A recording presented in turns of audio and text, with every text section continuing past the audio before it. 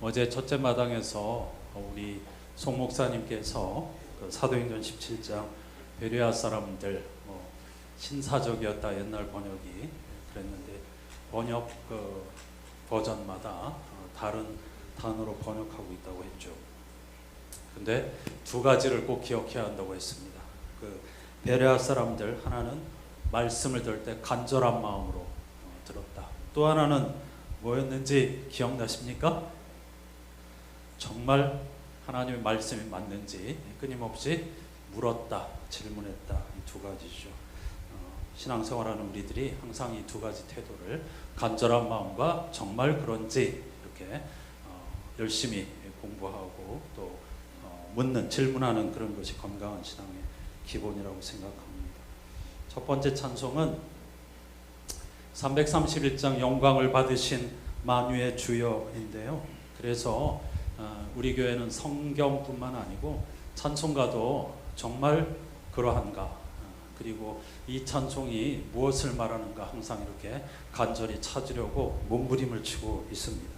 그래서 331장도 후렴에 보면은 구주의 은혜 주시는 대로 영원히 받들어 섬기겠네, 찬송하겠네, 찬송하겠네, 생명을 주시는 구주로다, 이렇게 되어 있는데 제가 이 찬송 참 좋아하는데 가만히 생각해 보니까 구주의 은혜 주시는 대로 이 가사를 보면 오해의 소지가 있다. 이게 저의 생각입니다. 그러니까 주님이 은혜 주시면 하는 거고 은혜 주시지 않으면 난 찬양 못한다, 이런 뉘앙스로 받아들일 수도 있겠다 싶은 생각이 들었습니다. 그래서 후렴을 바꿔 보았는데요. 제가 다시 바꾼 후렴으로 부르게 될 것입니다. 그 331장 찬송가의 원 제목은 성실과 전심으로입니다. 그러니까 베레아 사람들의 태도와 정확하게 일치하는 거예요. 성실과 전심으로 뭘 하겠다? 하나님을 찬송하고 하나님을 영광 되게 하는 일을 나는 하겠다, 이런 신앙 고백입니다. 빌립보서 1장 20절에 보면은 사도 바울이 살든지 죽든지 나를 통해, 즉 나의 삶을 통해 예수 그리스도가 영광을 받으시기를 원합니다. 이렇게 내가 무엇을 하든지 예수 그리스도가 나를 통해서 영광을 받으시기를 원합니다. 이 구절에 곡조를 붙인 것입니다. 그러니까 이거는 엄청난 신앙 고백이죠. 그래서 저는 이 후렴 가사를 멈출 수 없네, 참을 수 없네, 만왕의 왕께 드리는 찬송을, 멈출 수 없네, 참을 수 없네, 자유와 기쁨의 새 노래를, 이렇게 바꿔보았습니다. 이 후렴을 사용해서 첫 번째 찬양을 하나님께 올려드리십시다.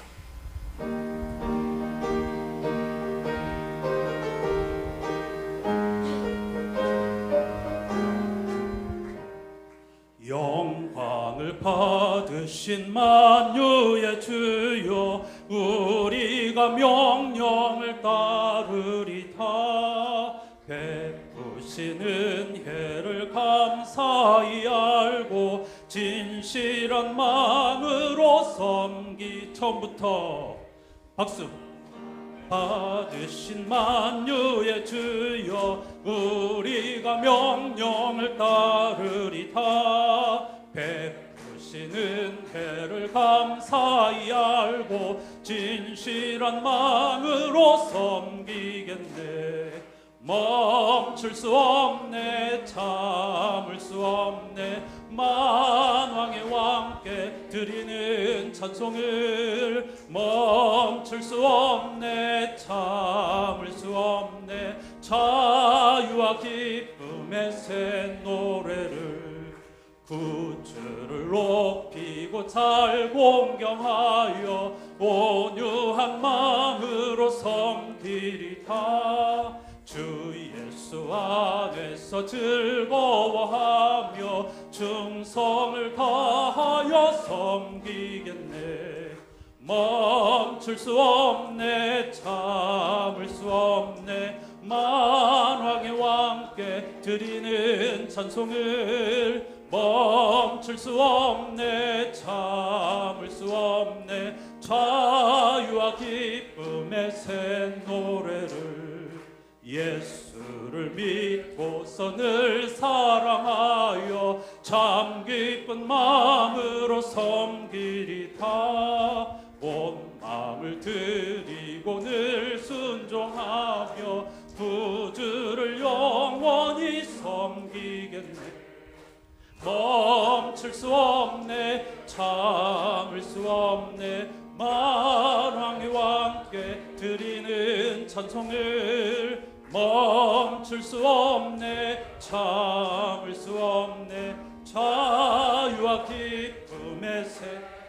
3절 예수를 믿고서 늘 사랑하여 참 기쁜 마음으로 섬기리다. 온 마음을 드리고 늘 순종하며 구주를 영원히 섬기겠네. 멈출 수 없네, 참을 수 없네, 만왕의 왕께 드리는 찬송을. 멈출 수 없네, 참을 수 없네, 자유와 기쁨의 새. 멈출 수 없네, 참을 수 없네, 만왕의 왕께 드리는 찬송을. 멈출 수 없네, 참을 수 없네, 자유와 기쁨의 새 노래를.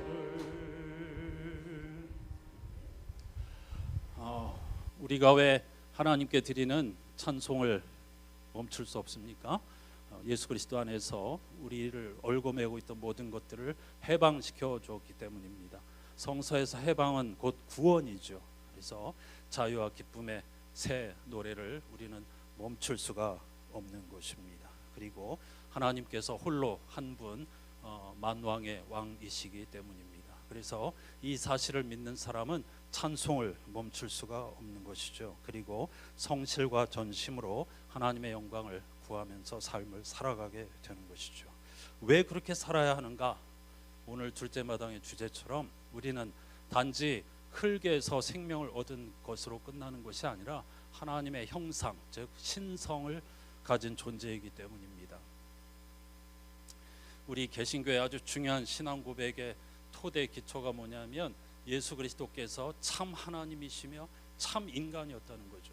근데 놀랍게도 우리들도 그렇습니다. 우리가 정말 분명한 인간이지만 그러나 우리 안에 하나님의 형상, 신성이 깃들어 있다는 것을 항상 알아야 합니다. 그래서 늘 우리는 죄인입니다, 죄인입니다 이러면 안 됩니다. 죄인인 건 맞지만 그러나 우리 안에 하나님의 신성이 있습니다. 예수 그리스도 안에서 우리가 자유를 얻고 그 신성을 충만히 발휘하면서 삶을 살기를 하나님께서 바라시는 것이죠. 그래서 예수 그리스도가 우리와 함께 계시니 하나님의 영광을 위해 삽시다. 이게 두 번째 찬양입니다.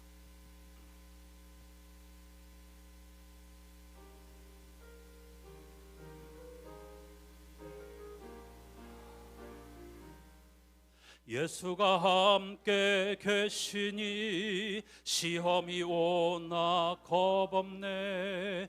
기쁨의 근원 되시는 예수를 위해 삽시.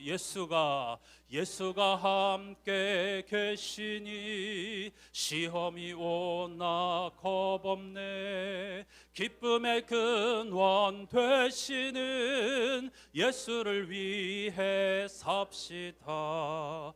날마다 주를 섬기며 언제나 주를 기리고 그 사랑 안에 살면서 딴 길로 가지 맙시다.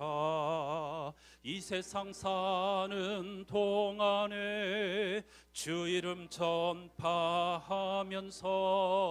무한한 복락 주시는 예수를 위해 삽시. 이 세상 사는 동안에 주 이름 전파하면서 무한한 복락 주시는 예수를 위해 삽시다. 날마다 주를 섬기며 언제나 주를 기리고 그 사랑 안에 살면서 딴 길로 가지 맙시다. 이 세상 친구 없어도 예수는 나의 친구니 불의한 일을 버리고 예수를 위해 이 세상 친구 없어. 예수는 나의 친구니 불의한 일을 버리고 예수를 위해 삽시다. 날마다 주를 섬기며 언제나 주를 기리고 그 사랑 안에 살면서 딴 길로 가지 맙시다. 주께서 심판하실 때 잘했다 칭찬하리니 이러한 상급 받도록 예수를 위해 주께서 심판하실 때 잘했다 칭찬하리니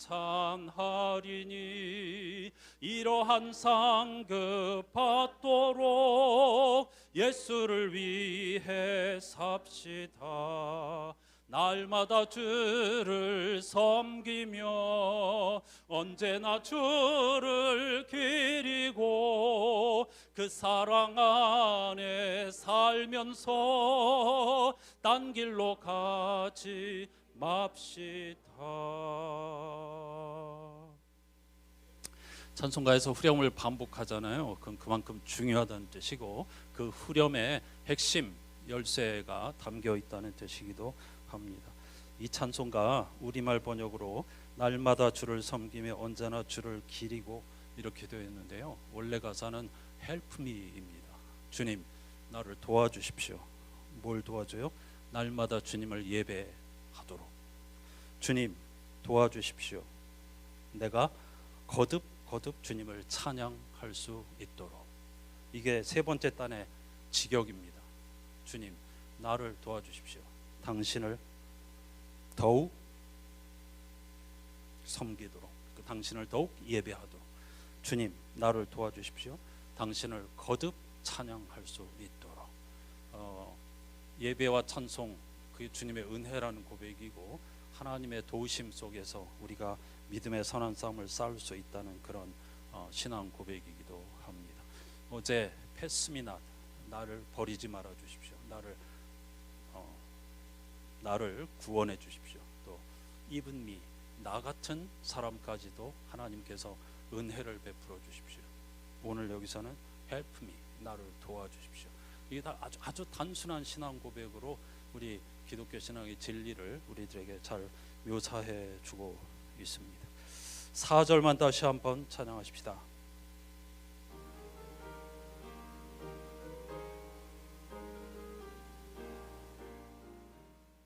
주께서 심판하실 때 잘했다 칭찬하리니 이러한 상급 받도록 예수를 위해 삽시다. 날마다 주를 섬기며 언제나 주를 기리고 그 사랑 안에 살면서 딴 길로 가지 맙시. 날마다 주를 섬기며 언제나 주를 기리고 그 사랑 안에 살면서 딴 길로 가지 맙시다. 딴 길로 가지 맙시. 한 번 더 딴 길로 가지 맙시다. 하나님의 형상으로 지음받는 우리들이 짐승과 같은 삶, 부끄러운 삶을 살면 아니 되겠죠. 그게 바로 딴 길로 고백하는 곳입니다. 그래서 우리의 정체성에 대해서 배우기 위해서 오늘 우리가 여기에 모여 있는 곳입니다. 세 번째 찬송은 사실 이렇게 우리가 하나님의 형상 신성을 지니고 살고 있는데 우리도 알지 못하는 사이에 우리는 늘 주님을 아프시게 합니다. 이 세상의 가치에 흔들리고 나도 모르게 바알을 숭배하면서 하나님 나를 도와주십시오라고 하기도 하고 말이죠.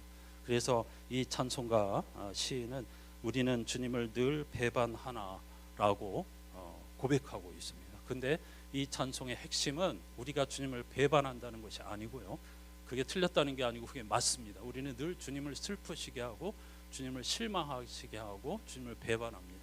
근데 이 찬송이 말하고자 하는 것은 주님의 은혜, 하나님의 사랑이 우리의 그 배반하는 것보다 훨씬 뛰어넘는다는 뜻입니다. 그래서 은혜라고 하고 그래서 복음이라고 하는 것입니다. 아멘. 우리의 실수, 우리의 넘어짐, 우리의 허물과 예수 그리스도의 사랑의 크기는 비교할 수가 없습니다. 그걸 충분히 다 넘어서 우리를 사랑해 주시는 것이 십자가 부활의 능력이고, 그래서 그걸 은혜라고 하고 복음이라고 고백하는 것이죠. 이 찬송가도 후렴에 보면은 주 널 위해 비네, 주 널 위해 비네. 그러니까 늘 배반하는 우리들을 주님께서 위해서 기도해 주신다는 겁니다. 근데 원래 찬송가는 1인칭으로 되어 있습니다. 예수께서 어디선가 우리를 위해서 빈다는 게 아니고 내가 너를 위해서 지금 간절히 축복하고 응원한다.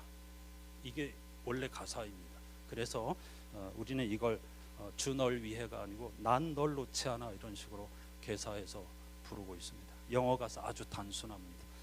어제 마지막 200장을 후렴 그렇게 했던 것처럼 이 찬송도 그와 같은 방법으로 함께 해 보겠습니다.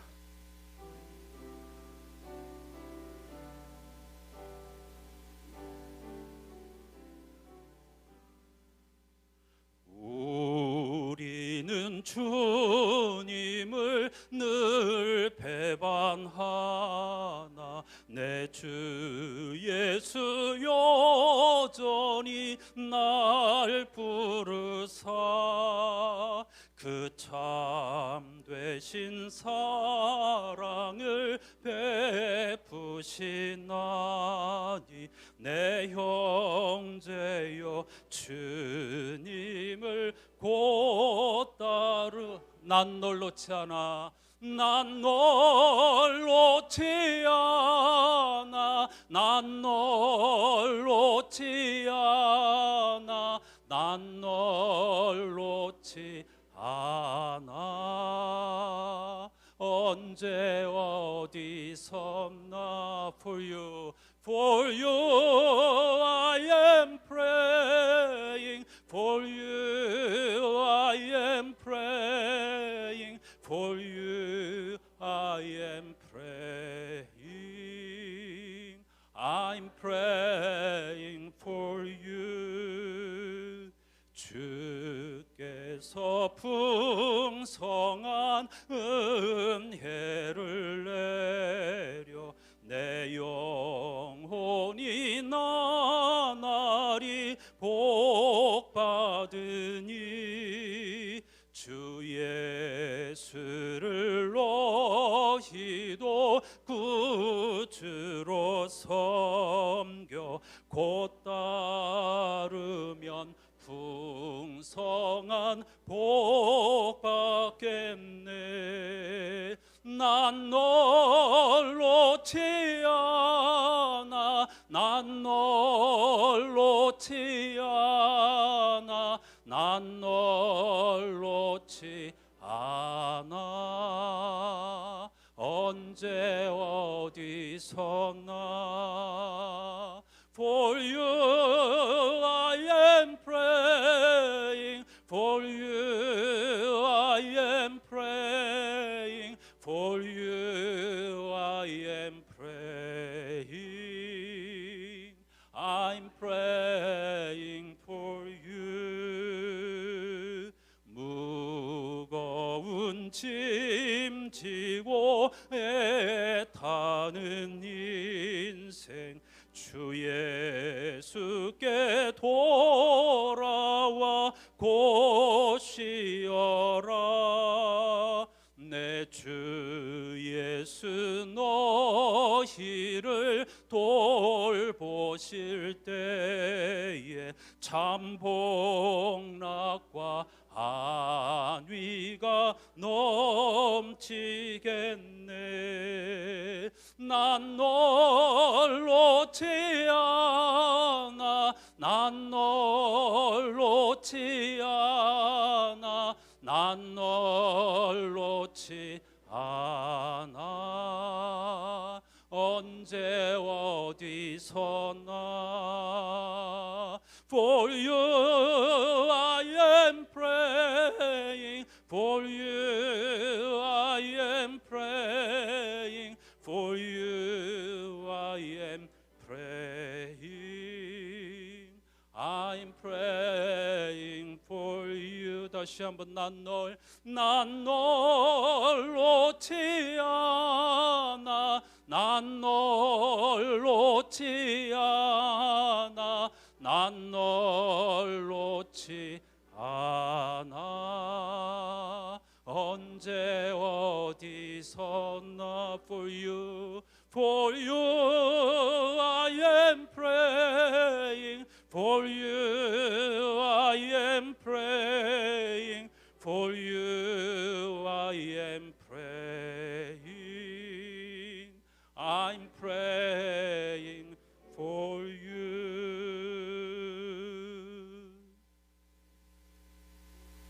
주님이 친히 난 널 절대 포기하지 않아, 난 널 절대 놓지 않아, 이렇게 마치 우리를 다독이시고 품어주시고 속삭여 주시는 것 같아서 훨씬 좋지 않으세요? 주님이 주 널 위해 비내오다, 난 널 절대 놓지 않아, 이렇게 주님의 마음이 더 느껴지리라 저는 그렇게 생각합니다. 따라서 우리는 하나님의 형상, 신성을 가진 존재로서 당연히 먹고 마시고 일하고 사랑하고 공부해야 하지만, 그러나 우리의 인생의 목표, 관역은 하나님을 아는 것입니다. 그분이 도대체 누구인가? 하나님을 제대로 알지 못하면 신앙생활은 종교생활로 떨어질 수밖에 없는 거죠. 죽을 때까지 우리는 하나님이 누구이신가에 천착해야 합니다. 그런데 놀라운 것은 하나님이 누구이신가를 알기 위해서 구하고 찾고 두드리는 사람에게 반드시 하나님께서 당신을 열어 보여주신다는 겁니다. 물론 그래 봐야 하나님의 등만 봅니다. 출애굽기의 비유에 의하면. 그럼에도 불구하고 그 안에서 우리는 새하늘과 새 땅을 보게 되는 것이죠. 이번 말씀잔치의 목적도 하나님을 알기 위한 것이죠. 하나님은 곧 말씀이니까. 하나님이 인간이 아니시잖아요. 평생 공부한다고 해서 하나님 볼 수 있는 게 아니잖아요. 하나님의 말씀 속에서 하나님이 누구이신가, 무엇을 원하시는가, 이걸 알고 그분의 뜻대로, 그분의 형상대로 지음받은 존재로서 그분의 뜻대로 살기 위해서 우리가 이렇게 말씀잔치를 해마다 모이는 것이죠. 그러므로 예수 더 알기 원하네, 이것이 우리의 평생의 목적 그리고 삶의 타깃이 되어야 할 줄로 믿습니다. 오늘 마지막 찬송으로 453장을 함께 하십시다.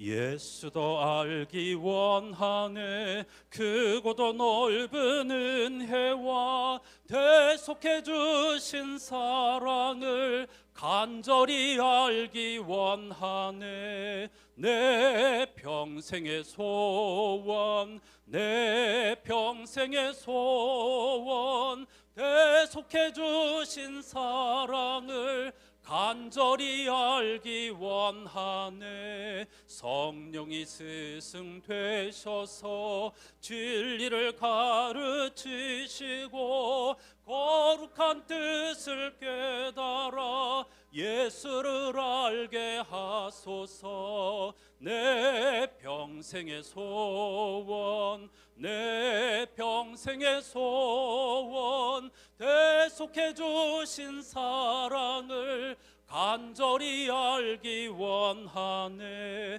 성령의 감화 받아서 하나님 말씀 배우니 그 말씀 한 절 한 절이 내 맘에 교훈 되도다. 내 평생의 소원, 내 평생의 소원, 대속해 주신 사랑을 간절히 알기 원. 성령의 감화 감화, 성령의 감화 받아서 하나님 말씀 배우니 그 말씀 한 절 한 절이 내 맘에 교훈돼. 다시 한번 성령의 감화 받아서 하나님 말씀 배우니 그 말씀 한 절 한 절이 내 맘에 교훈되도다.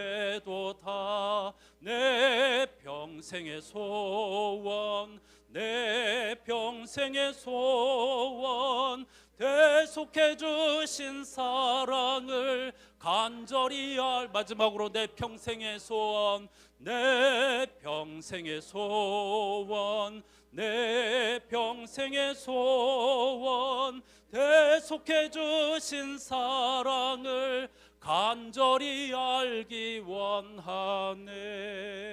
간절히 알기 원하네.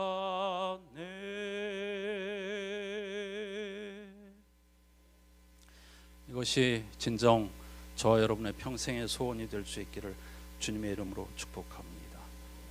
오늘 찬양의 흐름이 있는 겁니다. 네 곡이 우리는 하나님의 피조물로서 하나님께 영광을 드리는 것이 우리의 존재 목적입니다. 왜냐하면 우리는 하나님의 형상, 신성을 지닌 존재이기 때문이죠.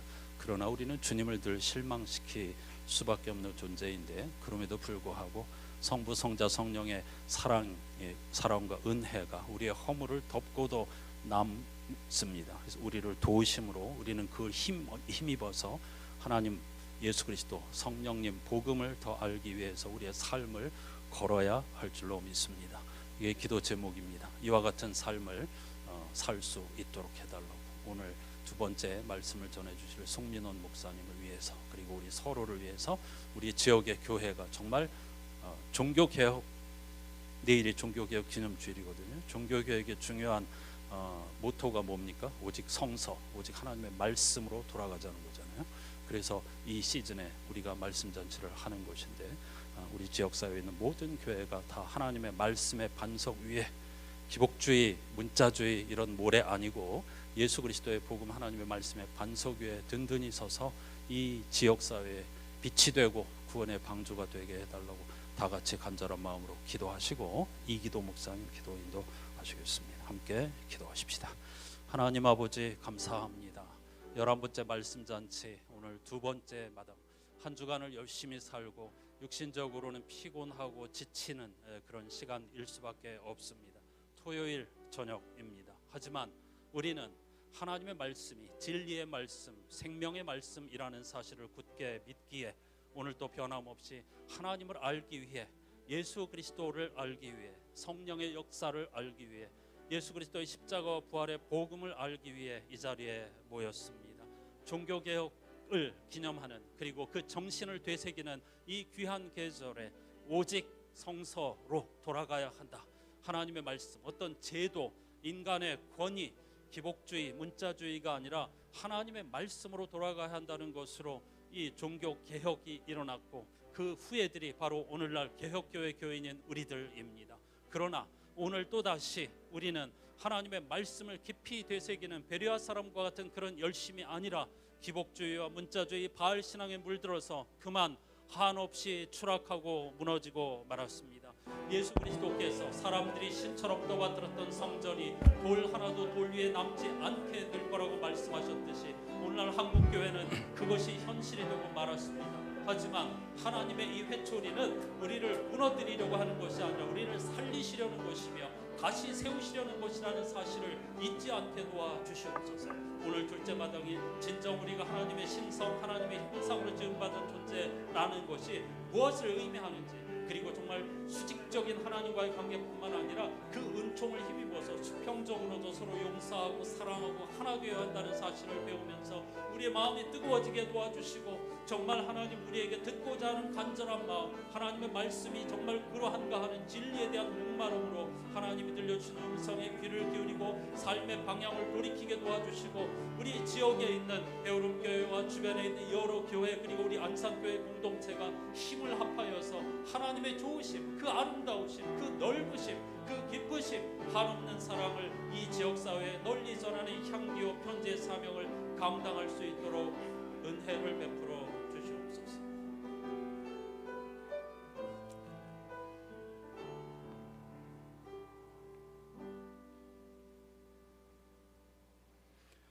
말씀으로 온 세상을 창조하신 주님, 하나님께서 우리에게 보여주신 창조에는 질서가 있었습니다. 인간은 물론이고 동물과 식물에 이르기까지, 그리고 우리 눈에 보이지 않는 모든 피조물에게까지 존엄한 가치를 부여하시고 하나님의 뜻에 따라 세워진 질서를 따르며 서로 화합하는 세상을 창조하셨습니다. 그리고 그 뜻에 따라 창조된 피조물은 서로를 존중하며 다스림이 아니라 공존을, 정복이 아니라 서로 사랑을 이루어 나가기를 원하셨습니다. 하지만 인간은 하나님께서 주신 말씀을 자신의 욕망을 실현하기 위해, 그리고 자신의 꿈을 인정받기 위해 자의적인 해석을 펼쳐내며 스스로 하나님의 대리자가 되어 공존이 아니라 폭력으로 지배하려고 하고, 서로 사랑하기보다는 정복의 깃발을 꽂는데 혈안이 되어 살아가고 있습니다. 그들의 어리석은 모습을 보시고 하나님께서는 자신의 본체이시며 진짜 하나님의 대리자를 보내주셨는데도 인간은 그 대리자를 거부하고 죽음에 이르게 하였습니다. 오늘 안산과 해오름의 공동체가 함께 모여 주님의 말씀으로 더욱 깊이 사모하기 위해 모인 이 시간, 하나님의 형상으로 지음받은 그 창조의 의미를 생각해 봅니다. 특히 하나님의 창조 가운데 보여주셨던 피조물에 대한 존중의 깊이를 깨달아 아무리 작은 생명이라 하여도 그 안에 하나님의 존엄함이 내재되어 있음을 기억하며 살아가게 하옵소서. 피조물 간에 서로 공존해야 함을 기억하게 하옵소서. 특히 지구와 환경의 위기 속에서 지구 온난화에 대한 경각심이 계속해서 거론되고 있으니 이제서야 일회용품 규제라든지 오염물질 제한이라든지 에너지 절약과 같은 실천 방안을 외치고는 있지만 여러 가지 경제적인 이유로 핑계로 미루고 또 미루는 사이 창조의 순리는 무너지고 도리어 우리의 게으름이 부메랑처럼 돌아와 이제는 우리의 삶을 무너뜨리고 목숨까지 위협받는 상황에 이르게 되었습니다. 공존을 위한 노력은 우리의 삶 속의 작은 것으로부터 시작됨을 기억하게 하시고 혹시 나의 게으름이 창조 순리를 무너뜨리고 있는 것은 아닌지 돌아보게 하옵소서. 우리가 흔들리지 않고 기억해야 할 것은 창조의 순리를 정하신 분이 하나님이라는 것입니다. 그리고 그 순리의 원형, 순리의 진실이 성경 안에 있다는 것을 기억하게 하옵소서. 예수를 믿으면 받게 된다는 복을 찾기 위해 성경을 보는 것이 아니라 창조의 섭리를 알아가고 예수님께서 보여주신 구원의 진리를 깨닫기 위해 성경을 보고 하나님의 사랑이 사람에게만 머무는 것이 아니라 모든 피조물의 구원이 예수님께서 말씀하신 구원의 완성이라는 것을 알아가게 하옵소서. 특별히 이 시간 말씀을 진실되게 보는 우리의 눈과 마음이 자리 잡도록 돕기 위해 말씀잔치 사경회로 모이게 하셨고 송민원 목사님을 세워주셨으니 한 구절 한 구절의 말씀 가운데 숨겨진 진리를 찾게 하시고 하나님의 마음을 깨닫게 될 때 그 섭리를 따라 살아갈 수 있는 마음과 용기를 주시옵소서. 그 마음을 품고 이 땅, 이 세상을 살아갈 때에 세상은 여전히 자신만을 위해서 살아야 한다고, 살아남기 위해서는 이웃과 친구를 밟고 올라서야 한다고, 순리를 따르는 것이 아니라 내 힘으로 만들어내는 것이라고 이 세상은 말하고 있고, 이 거대한 세상의 유혹 속에서도 우리는 그것은 틀린 것이고 하나님의 창조 섭리와는 반대로 행하는 것이며 윗자리가 아니라 낮은 자리에 참된 평화가 있다고 선포할 수 있는 우리의 모습이 되기를 소망합니다. 그리고 말로만 선포하는 것이 아니라 이 세상에서 삶으로 살아내는 우리가 되기를 소망하오니 용기를 주시옵소서, 지혜를 주시옵소서. 솔로몬의 기도와 같이 듣는 마음, 듣는 심장을 갖기 원합니다. 내 힘으로는 할 수 없는 삶이라는 것을 알고 있기에 주님의 은총을 간구합니다.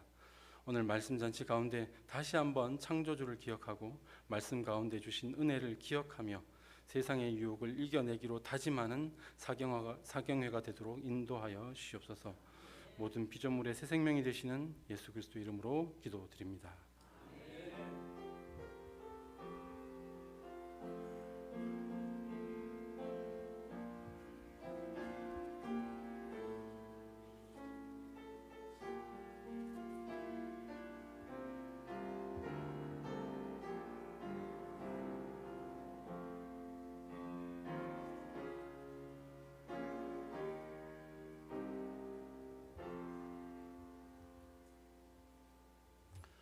11번째 말씀 잔치 둘째 마당에 들려주시는 하나님의 말씀은 구약성서 창세기 9장 6절 한 절입니다. 한 절이기 때문에 두 가지 버전으로 읽을 것인데요. 먼저 제가 개역 개정으로 읽으면 여러분은 메시지 성서로 한 목소리로 읽어주시기를 바랍니다. 제가 먼저 개역 개정으로 읽지요. 다른 사람의 피를 흘리면 그 사람의 피도 흘릴 것이니 이는 하나님이 자기 형상대로 사람을 지으셨음이니라. 다른 사람의 피를 흘리게 하는 자는 그 자신도 피 흘림을 당할 것이다. 메시지 성서.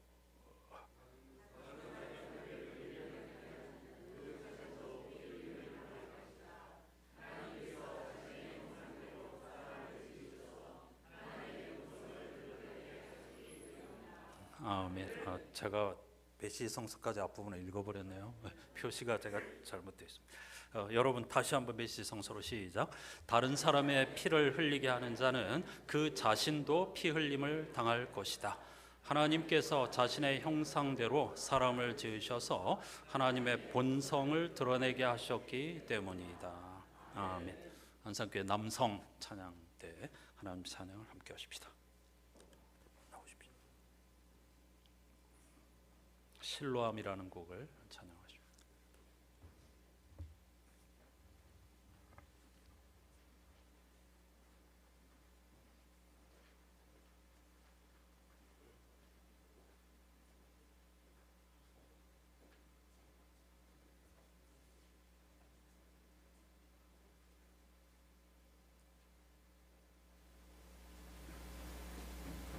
할렐루야. 네. 아브라함 남성교회입니다.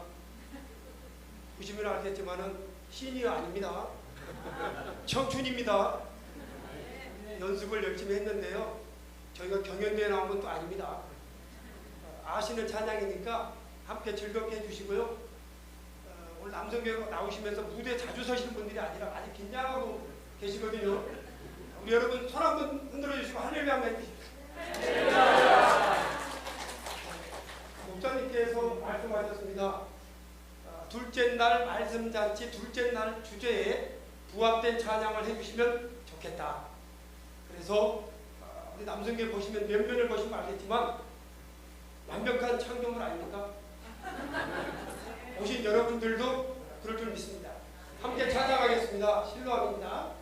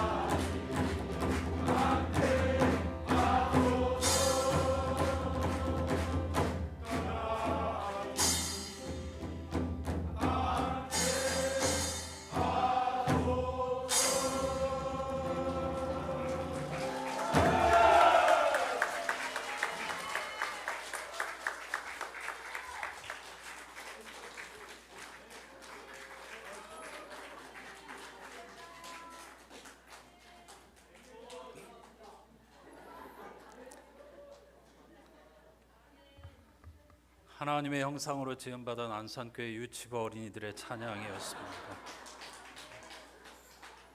이제 말씀을 듣는 시간입니다.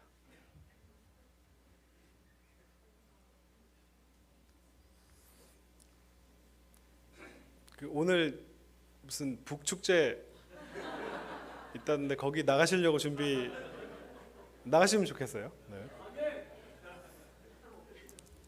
기도하겠습니다. 하나님, 오늘 주신 창세기 9장의 말씀이 꼭 필요한 영혼이 여기 있습니다.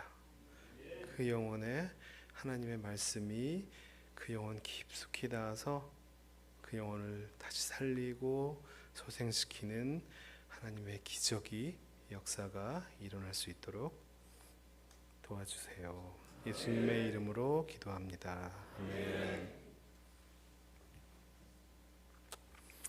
네, 반갑습니다. 안녕하세요. 네, 지난 시간에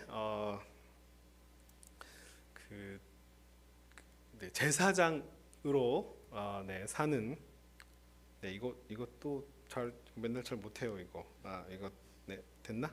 안 되나?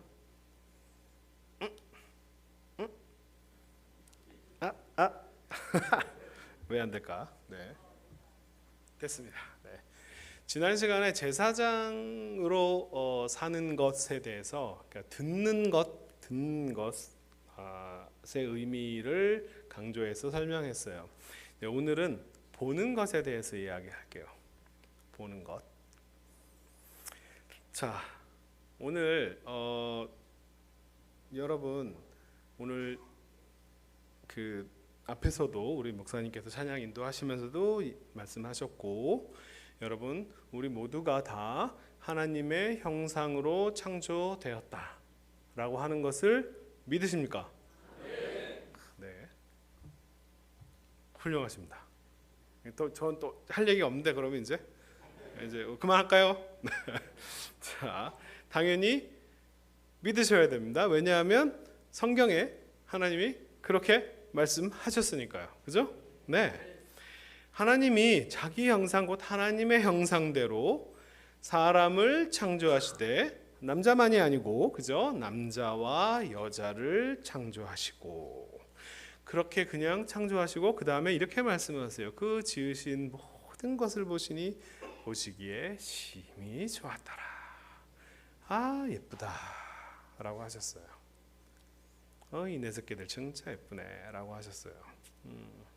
물론 이제 이거를 이렇게 해석하시는 분들을 제가 가끔은 들었는데, 뭐냐면 다른 창조물을 창조하실 때는 그냥 좋았더라고 말씀하셨지만, 하나님이 인간을 창조하실 때만 심히 좋았더라라고 말씀하셨다. 그렇게 해서 인간은 특별한 이렇게 인간의 어떤 특별한 존재에 대해서 성경이 얼마든지 많이 이야기하고 있긴 하지만, 이 구절은 자세히 보세요. 하나님이 지으신 그 모든 것을 보시니, 인간만이 해당되는 건 아니죠, 그죠? 하나님께서 창조하신 모든 것, 창조의 완성을 하시고 나서 해와 달과 공창과 이 모든 것을, 동식물과 사람까지 다 만드시고 그 모든 것을 보시면서 심히 좋았다라고 얘기한 거예요. 그러니까 인간을 보시면서 특별히 좋았을 수도 있겠지만, 성경의 표현 자체는 모든 창조물에 대한 거예요. 인간만이 아니고요. 자, 그래서 우리는 모두 하나님의 형상으로, 남자, 여자 모두가 다 하나님의 형상으로 창조되었다는 것을 믿습니다. 그리고 믿어야 합니다. 자, 근데 이제 그 다음 이야기가 있어요. 뭐냐 하면 이거예요. 그런데 말이에요. 제가 진지하게 한번 질문을 다시 할게요. 제가 여러분 믿습니다라고 대답을 하긴 했는데, 제가 다시 한번 진지하게 물어볼게요. 진짜 믿어요? 네? 여러분이 질문을 좀 바꿔볼게요. 그냥 하나님 말씀 믿습니까? 믿습니다라고 대답하기는 되게 쉬운데, 이 말을 우리한테 직접 적용해 봅시다. 여러분 자신을 들여다보면 하나님 닮아 보여요? 이게 진지하게 물어보는 거예요. 그러니까 이게 내가 믿습니다라고 얘기하면 그렇다고 대답하셔야 돼요. 근데 아닌 것 같잖아요. 여러분 지금 옆에 있는 사람 보지 마시고요. 네, 그냥 옆에 있는 사람을 한번 생각해 보세요. 그 사람을 보면 하나님 닮아 보입니까? 네, 아멘이라고 하실 분도 계시고, 자, 근데 이제 옆에 있는 바로 이렇게 옆에 있는 사람 말고 좀 더 극단적인 예를 한번 들어볼게요. 여러분 뭐 가정에 있을 수도 있고 뭐 누가 될 수 있지만 왼수라고 하는 그 사람들이 있잖아요. 혹은 그냥 인간이라고 불리우는 인간아라고 하는 그 인간, 혹은 왼수. 내가 하나님 진짜 내가 원수는 사랑할 수 있겠는데 저 왼수는 도무지 사랑하지 못하겠는. 여러분 배우자일 수도 있고 자식 새끼일 수도 있고, 근데 저 왼수는 내가 저거 누구 닮아서 저러냐고 그 왼수들을 생각해 보세요. 그 왼수를 보면 하나님 닮아 보입니까? 그죠? 저건 마귀 새끼, 사탄 새끼라고 얘기하고 싶은 사람들이 있어요. 예? 그래요. 그래서 우리는 이렇게 얘기합니다. 그러니까 이게 여러분이 신학을 학문적으로 깊이 있게 뭐 공부를 하셨던, 신학 서적을 읽으셨던, 아니면 그냥 교회에서 이렇게 열심히 다니시면서 여기저기서 이렇게 뭐 설교나 아니면 뭐 유튜브나 뭐 이런 걸 통해서 이렇게 들은 이야기들로 아마 이런 이야기를 안 들어보신 분은 별로 없을 거예요. 창세기 3장에 아담의 범죄로 인간은 하나님의 형상을 잃어버렸다. 들어보셨죠? 이거 믿어요? 네. 이제 조금씩 이제 저랑 대화가 되시는군요. 네. 자, 목사가 지금 대답해야 되나 말아야 되나 잘 파악하고 계세요. 자, 하나님의 형상을 잃어버렸다라고 사실 우리는 쉽게 이야기합니다. 근데 사실은 전 성서학자거든요. 성경을 제가 열심히 들여다봐도 어디에도 일단 명시적으로 우리가 해석할 수 있는, 그렇게 인간이 하나님의 형상을 잃어버렸다라고 해석할 수 있는 구절들이 있음에도 불구하고 사실은 명시적으로 정확하게 인간이 하나님의 형상을 잃어버렸다라고 하는 표현 자체는 제가 성경을 어디를 봐도 사실 없어요. 근데 사실은 이게 사실 같아 보여요. 내가 내 자신을 들여다봤을 때 거울 앞에 내 자신을 보거나 남들 앞에서 이렇게 여러분 교회 나와서 이렇게 좋은 차림으로 있는 거 말고요. 내 자신의 다른 사람은 모르는 나는 알잖아요. 내가 어떤 사람인지. 아무리 봐도 하나님 닮았다고 얘기하기가 너무 민망해요. 그리고 저 사람 도대체 저 인간은 어떻게 저럴 수가 있나 싶은 사람들도 있어요. 그 사람을 향해서 하나님 닮았다, 저 사람도 하나님의 형상이고 하나님 창조물이다라는 말을 도무지 못할 사람들도 사실 있어요. 이걸 뭐 이렇게 어렵게 이렇게 생각하지 마시고 이런 생각을 하면 됩니다. 자, 얘는요 저의 조카입니다. 제 여동생의 딸이에요. 얘의 특징은요 수틀리면 그냥 들어 누워요. 어렸을 때부터 저랬어요. 제 여동생이 맨날 저한테 뭐라고 합니다. 왜 내 딸이 오빠를 닮았어라고. 저는 얘가 되게 예뻐요. 저 닮았거든요, 이상하게. 그래서 저희 딸이 맨날 오빠 돈 많이 벌어야 돼. 서성 청형수도 지켜줘야 되고 막 이렇게. 얘는 정말 이렇게 진짜 뭐 지 뜻대로 안 되면요, 그냥 어디든지 그냥 바닥에 주저앉고 울고 들어 누워요. 자, 이 모습에서 하나님의 형상이 보입니까? 이런 거예요. 그러니까 이게 사실 여러분 아이의 비유에서 이렇게 뭐 그냥 나름 귀엽고 예뻐 보이지만 여러분 이 상황에 처해 있거나 사실은 하나님이 보시기에 여러분이 이런 모습일 수도 있지 않을까요? 그죠? 내가 뭐 계획했는데 뭐가 안 되면 막 너무 낙담하고 막 드러눕고 막 이러면 하나님은 답답할 것 같아요. 그죠?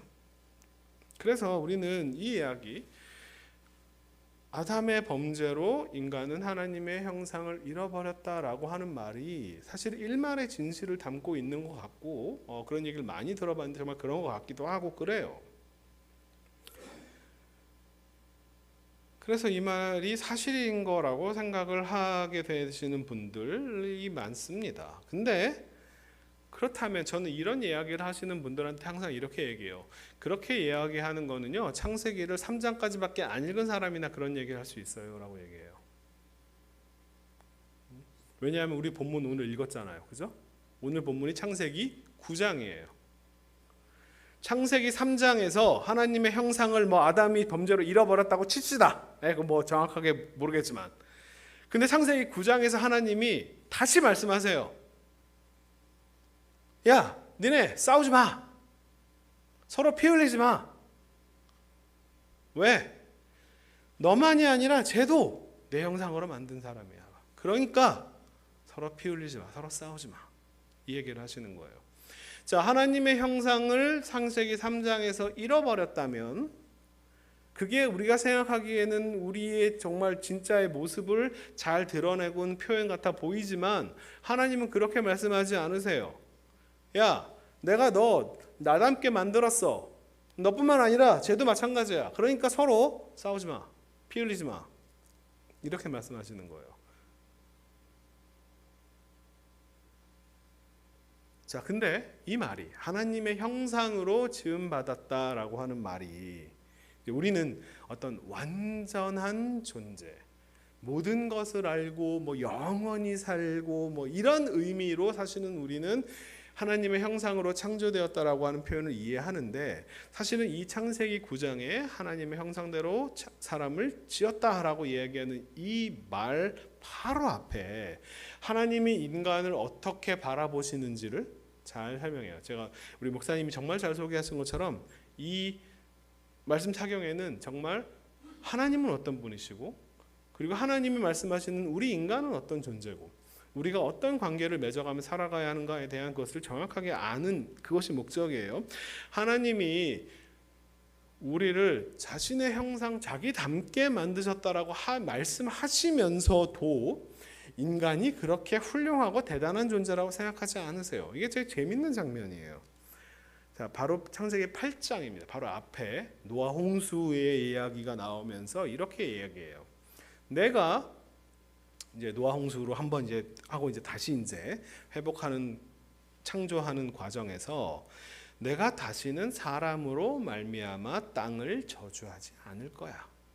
왜 그러냐면 지금 이 얘기가 창세기 6장에서 어떻게 했냐면 사람이 너무 악해졌어요. 하나님의 뜻에 다 어긋나고 사람이 정말 못된 짓들을 하는 거예요. 그래서 하나님이 다 쓸어버리세요. 그런데 인간만 쓸어버린 게 아니라 동물들까지 이 창조 세계를 다 한꺼번에 쓸어버려요. 그러니까 문제가 뭐냐면 인간이 사람이 잘못했는데 그 벌을 사람만이 아니라 모든 생명체들이 다 받는 거예요. 근데 이런 식으로 했다가는 나만 할 게 없겠다. 하나님이 지금 이렇게 얘기하시는 거예요. 그래서 내가 사람이 잘못을 했다고 해서 내가 이 땅 전체를 다 저주하지 하면 도대체 이게 나만 할 일이 없겠네. 왜냐하면 사람이 마음이 계획하는 바가 어려서부터 악하다. 뭐 감사하게도 태어나면서부터라고 얘기 안 해줘서 감사한데, 네, 쟤들은 싹수가 노래 인간들이 쉽게 얘기하면 쟤는 아주 그냥 어릴 때부터 아주 못돼 처먹었어.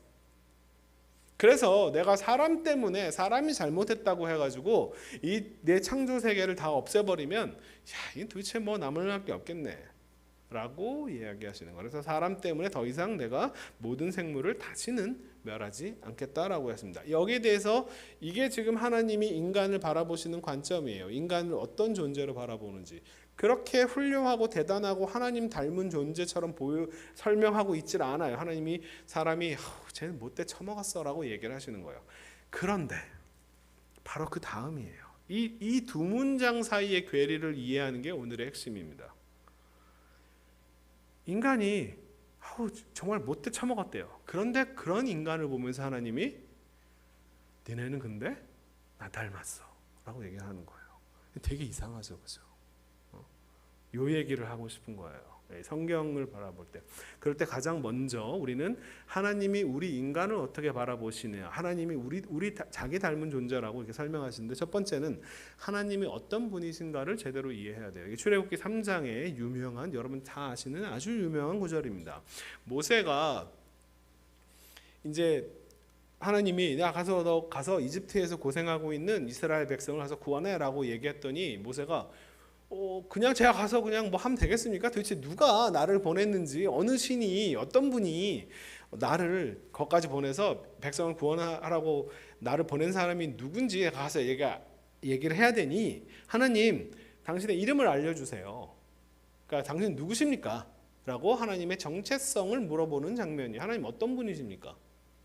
여기에 대해서 우리 다 아시는 아주 유명한 구절, 하나님이 이렇게 얘기합니다. 모세에게 이르시되 나는 스스로 있는 자니라. 또 이르시되 너는 이스라엘 자손에게 이와 같이 이르기를 스스로 있는 자가 나를 너희에게 보내셨다 하라. 스스로 있는 자. 근데 그 옆에 이제 여러분 개역개정을 보시면 옆에 숫자 1 이렇게 1이라고 써놨어요. 1. 그리고 밑에 각주를 달아놨습니다. 히는 히브리어예요. 원문에는 나는 나다로 해석할 수 있다라고 적어놓은 거예요. 왜 이렇게 했을까요? 그러니까 스스로 있는 자라고 하는 말과 나는 나다라고 하는 말이 좀 의미가 많이 다르지 않나요? 비슷한 부분도 있긴 하지만 많이 달라 보이기도 해요. 스스로 있는 자. 여러분, 하나님은 스스로 계신 분이다. 네? 이 굉장히 어떤 신학적이고 철학적인 자극을 상당히 많이 주는 아주 멋진 표현이에요. 그래서 정말로 많은 신학자들이, 그리고 또 묵상하시는 많은 분들이 이 구절을 가지고 하나님의 존재는 이런 분이다라고 하는 것을 규정할 때 이 구절을 진짜 많이 씁니다. 하나님은 스스로 계십니다. 혹은 하나님이 당신 누구십니까? 라고 했을 때 모세가, 하나님이 야 그냥 나는 나야, 뭐 다른 걸로 설명할 필요 없어, 뭐 이런 식으로도 이해할 수 있어요. 이 원문이 히브리어로는요 에흐예 아슈 에흐예라고 되어 있습니다. 이게 되게 수수께끼 같은 표현이에요. 영어로 직역하면 I am that I am, I am who I am, 뭐 이런 식으로 이렇게 직역을 할 수는 있는데 의미가 정확히 뭔지는 잘 몰라요. 이거 되게 수수께끼 같은 말이에요. 제가 히브리어를 진짜 오래 공부를 했는데도 이거를 우리말로 어떻게 번역해야 될지 잘 모르겠어요. 일단 두 가지 번역이 있습니다. 스스로 있는 자라고 하는 이제 전통적이고 대표적인 번역이 있어요. 근데 제가 만약에 히브리어를 스스로 있는 자라고, 지금 사진 찍으시는 분이 혹시 히브리어 이걸 사진 찍고 싶은 거예요? 네, 이거 찍으세요. 에흐예 아셔 에흐예라고 이렇게 읽으시면 됩니다. 자, 이거를 스스로 있는 자라고, 만약에 나는 스스로 있는 자야 라고 하는 문장을 제가 히브리어로 바꿔보면 에흐예 아시에라 에흐예라고 바꿀 것 같지가 않아요. 그러니까 이게 정확하게 사실은 의미가 되게 수수께끼 같아서 번역이 여러 가지가 있는 거예요. 자, 스스로 있는 자라고 하는 표현은요 일종의 그리스 철학적인 개념입니다. 모든 것은 나는 나를 만든 부모님이 있고, 그죠? 어떤 것은 다 그 창조의 원인들이 있어요. 계속 거슬러 올라가면 그 어떤 것으로부터도 창조되지 않은 제 첫 번째 원인이 있다. 그것을 스스로 있는 제1원인이라고 얘기한다. 이거는 이제 이게 뭐 플라톤 철학인지 아리스토텔레스 철학인지 제가 잘 모르겠는데 고전 그리스 철학에서 이렇게 얘기하는 개념이에요. 자, 그 다음에 두 번째는 나는 나다. 이것도 마찬가지예요. 히브리어로 제가 나는 나다라고 하는 표현을, 우리말로 나는 나다라고 하는 표현을 제가 히브리어로 번역할 때 에흐예 아시에라 에흐예라고 번역할 것 같지가 않아요. 되게 이상한 말이에요. 그냥 나는 나다는, 그러니까 결국 근데 이것도 사실은 엄밀하게 에흐예 아시에라 에흐예라고 하는 그 표현을 잘 설명해낸 정답은 아니에요. 근데 어쨌든 이 말의 의미는 뭐예요? 하나님을 설명할 때 있어서 어떤 다른 존재를 빗대어서 설명할 필요가 없다라고 하는 거예요. 그러니까 수학적인 기호로 A는 마이너스 가로 열고 마이너스 A 가로 닫고예요. A는 A 아닌 것이 아니다. 이런 표현이에요. 이거 뭐냐면 하나님은 인간이 아니고, 하나님은 저 새가 아니고, 저 강아지가 아니고, 뭐 이런 물건들이 아니고, 이런 모든 것, 하나님은 우리가 경험하는 이 현상계에서 경험하는 그 어떤 것도 아니다라고 얘기하는 거예요. 우리가 이해할 수 있는 아는 어떤 것으로도 하나님을 설명할 수 없다. 그래야 하나님이 되게 멋있게 보이죠. 이것을 아주 유명한 철학적인 신학적인 용어로 절대 타자라고 합니다. absolute other. 우리랑 뭔가 겹치는 게 단 하나도 없는 존재. 야, 하나님이 나를 도대체 뭐에 비교해서 설명하겠니? 나는 그냥 나야. 뭐 설명할 필요가 없어. 나는 나야. 자, 절대 타자라고 하는 말이 좀 되게 멋있어 보일 수도 있고, 아니면 도대체 무슨 말인지 잘 모르겠으면요, 제가 쉽게 설명해 드릴게요. 바로 다시 얘예요. 유주. 여러분이 마트에 자녀를 데리고 갔는데 엄마 저거 사줘 그러면 애가 안 돼. 그러면 바로 막 들어 누워서 막 하고 울다고 그 아이를 생각해 보세요. 여러분 마음은 어떨 것 같아요? 고개를 돌리고 나는 너를 전혀 모르노라 라고 하는 거예요. 네? 이게 절대 타자예요. 뭐 다른 게 아닙니다. 네? 나는 너를 모르노라 라고 하는 거예요. 네? 내 자식이 아니야 라고 하는 게 절대 타자예요. 네. 자, 이게 우리가 스스로 있는 자든, 번역을 에크야시를 스스로 있는 자라고 번역하든 나는 나다라고 번역하든, 이 말의 특징은 뭐냐면 하나님과 하나님 피조물 사이의 거리를 더 많이 벌려놓는 거예요. 그죠? 인간과 하나님이 서로 겹치는 부분이 없다라고 하는 이야기예요. 그래야 하나님이 되게 멋있게 보이고 대단한 존재. 우리가 믿는 하나님이 크신 하나님이고 우리가 접촉점이 전혀 없어요. 어디 나 같은 닮은 구석이 어디 있으면 그게 어디 하나님이라고 얘기할 수 있겠습니까? 네? 자, 그런데요. 진짜 저는 사람들이 이 스스로 있는 자라고 하는 이 표현을 되게 좋아하고 거기서 많은 영감을 얻고, 그래서 많은 신학자들, 많은 목사님들이 설교하고 이 표현을 의미를 막 이야기하는데, 제가 한 가지 질문을 할게요. 그래서 여러분 질문을 저한테 성경 진짜 이 구절의 의미는 이렇다라고 하는 그 정답을 배우는 것보다 더 중요한 건 질문을 던지는 법을 배우는 거예요. 스스로 있는 자라고 하는 이 표현이 하나님의 정체성을 나타내는 표현이라고 한다면, 혹은 나는 나다, 하나님은 다른 어떤 것하고도 비교할 수 없는 유아 독존의 그런 존재다라고 하는 그런 설명이 이 출애굽기 이후에 그 어떤 성경에서도, 예수님도 바울도 하나님을 그렇게 설명한 적이 있나요? 자, 여러분 성경에서 스스로 있는 자라고 하는 그 표현을 한번 검색해 보세요. 이 출애굽기 3장 이후에 단 한 번도 스스로 있는 자라고 하는 말이 나온 적이 있나요? 여러분 성경 통독하신 분들, 그리고 머릿속에서 한번 생각해 보세요. 제가 기억하는 한 없어요. 네? 네. 제가 검색해 봤어요. 여러분 안 해보셔도 저는 해봐요. 그런 거. 네. 없어요. 이게 진짜 중요한 하나님의 정체성이라면 왜 예수님이 하나님을 설명할 때, 왜 바울이 하나님에 대해 설명할 때 왜 이 멋진 표현, 절대 타자, 스스로 있는 자, 이런 표현을 왜 안 쓰는지 이해하실 수 있겠어요? 저는 잘 모르겠어요. 자, 그리고 바로 이어서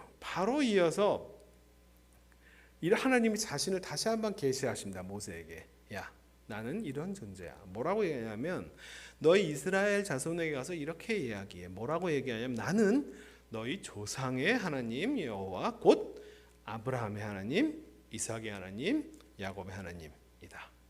하나님이 자신을 드러내실 때, 자신을 설명할 때 뭐에 비유해서 설명하냐 하면 아브라함, 이삭, 야곱과 연관지어서 연결해서, 야, 걔네들 있잖아, 니네들 조상, 그 옛날에 있었던 애들, 아브라함, 이삭, 야곱, 이분들이 굉장히 인격적으로 아주 훌륭하고 대단한 사람이면은 좀 이해를 하겠는데, 여러분 성경 잘 아시죠? 아브라함 되게 웃기죠? 예? 지 살려고 마누라 팔아먹고 한 번도 아니고 두 번이나. 그 아들 이삭도 똑같은 짓을 하죠. 야곱은요, 최악입니다. 성경에 나오는 인물 중에 진짜 이렇게 못난 인간이 있나 싶을 정도예요. 제가 말씀드렸지만 제가 전 세계 디아스포라의 유대인들을 상대로 히브리어하고 성경을 가르치는 사람이에요. 거기서 이제 유대인들이 교재를 만들어요. 이 사람들 교재를 보면요, 진짜 이 야곱을 잘 포장하려고 진짜 애를 써요. 왜 그러냐면 야곱이 바로 이스라엘이라고 하는 이름의 이스라엘의 시조잖아요. 아브라함은 보다 커요. 그러니까 아브라함은 그 안에 뭐 이스마엘도 있고, 그러니까 그 중동 지역 전체를 관할하는 분이 아브라함이고, 이스라엘이라고 하는 그 이름의 유래도 그렇고 이스라엘 민족 12지파도 누구의 자식이냐면 야곱의 자식입니다. 그러니까 야곱이 이 민족의 시조예요. 우리로 따지면 일종의 단군 같은 분이에요. 근데 이 시조가 정말 멋지게 그려도 시원치 않을 판에 진짜 못난 인간이에요. 근데 이제 야곱이 처음에는 형편 없었다가 뭐 거짓말도 하고 뭐 형 장자권 뺏고 뭐 이러다가 점점 훌륭한 인간이 되어 가면은 제가 조금 이해를 하겠어요. 우리는 보통 이제 그런 식으로 많이 설명을 하는데 야곱의 인생을 사실 그냥 여러분 그런 눈으로 바라보면 끝까지 한번 읽어보세요. 사실 야곱은 끝까지 되게 못난 모습을 보여줘요. 자기 딸이 이웃 민족한테 끔찍한 일을 당해요. 그래서 그것에 분개한 이제 오빠들, 그 디나의 사건이라고 하는데, 디나의 오빠들이 이제 야곱의 이제 첫째, 둘째 아들이죠. 너무 화가 나가지고 가서 복수를 합니다. 가서 다 죽여버려요. 그럴 때 이 아버지 야곱이 뭐라고 하냐면, 야, 니네들이 복수해가지고 나 죽게 생겼어라고 얘기합니다. 이게 딸이 그렇게 흉측한 일을 당한 그 아버지가 할 말이에요. 말년에서도 마찬가지예요.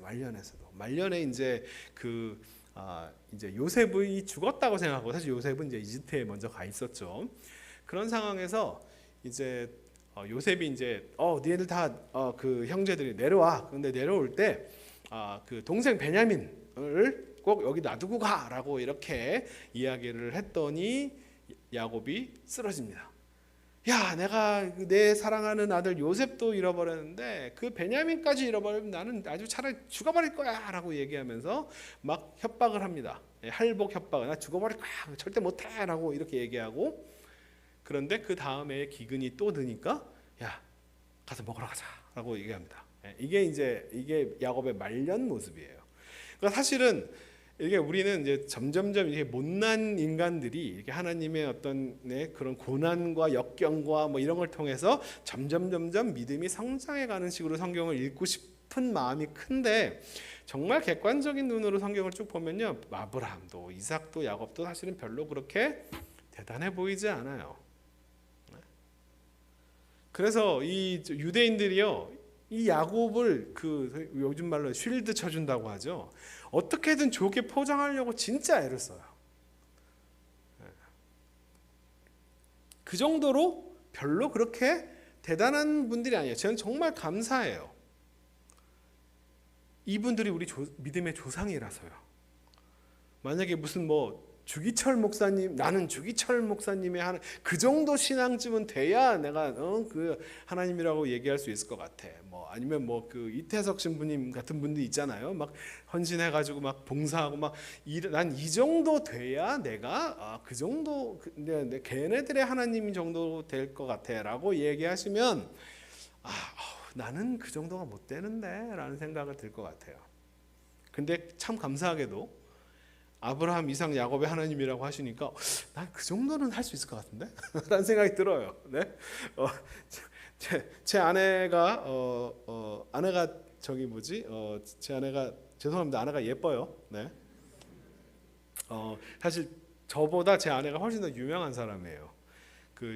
여기 아시는 분이 혹시 계실 수도 있는데 월십 댄스를 하는 그냥 혼자 이렇게 춤추고 그런 게 아니라 우리나라의 그런 월십 댄스라고 하는 것을 처음으로 시작한 박에스더라고 하는, 아마 많은 분들이 그 뭐 영상 같은 거를 보고 뭐 이렇게 주일학교 애들하고 막 연습하고 뭐 이런 걸 많이 하셨던 분들은 아마 아실 수도 있어요. 제 아내 굉장히 유명한 사람이에요.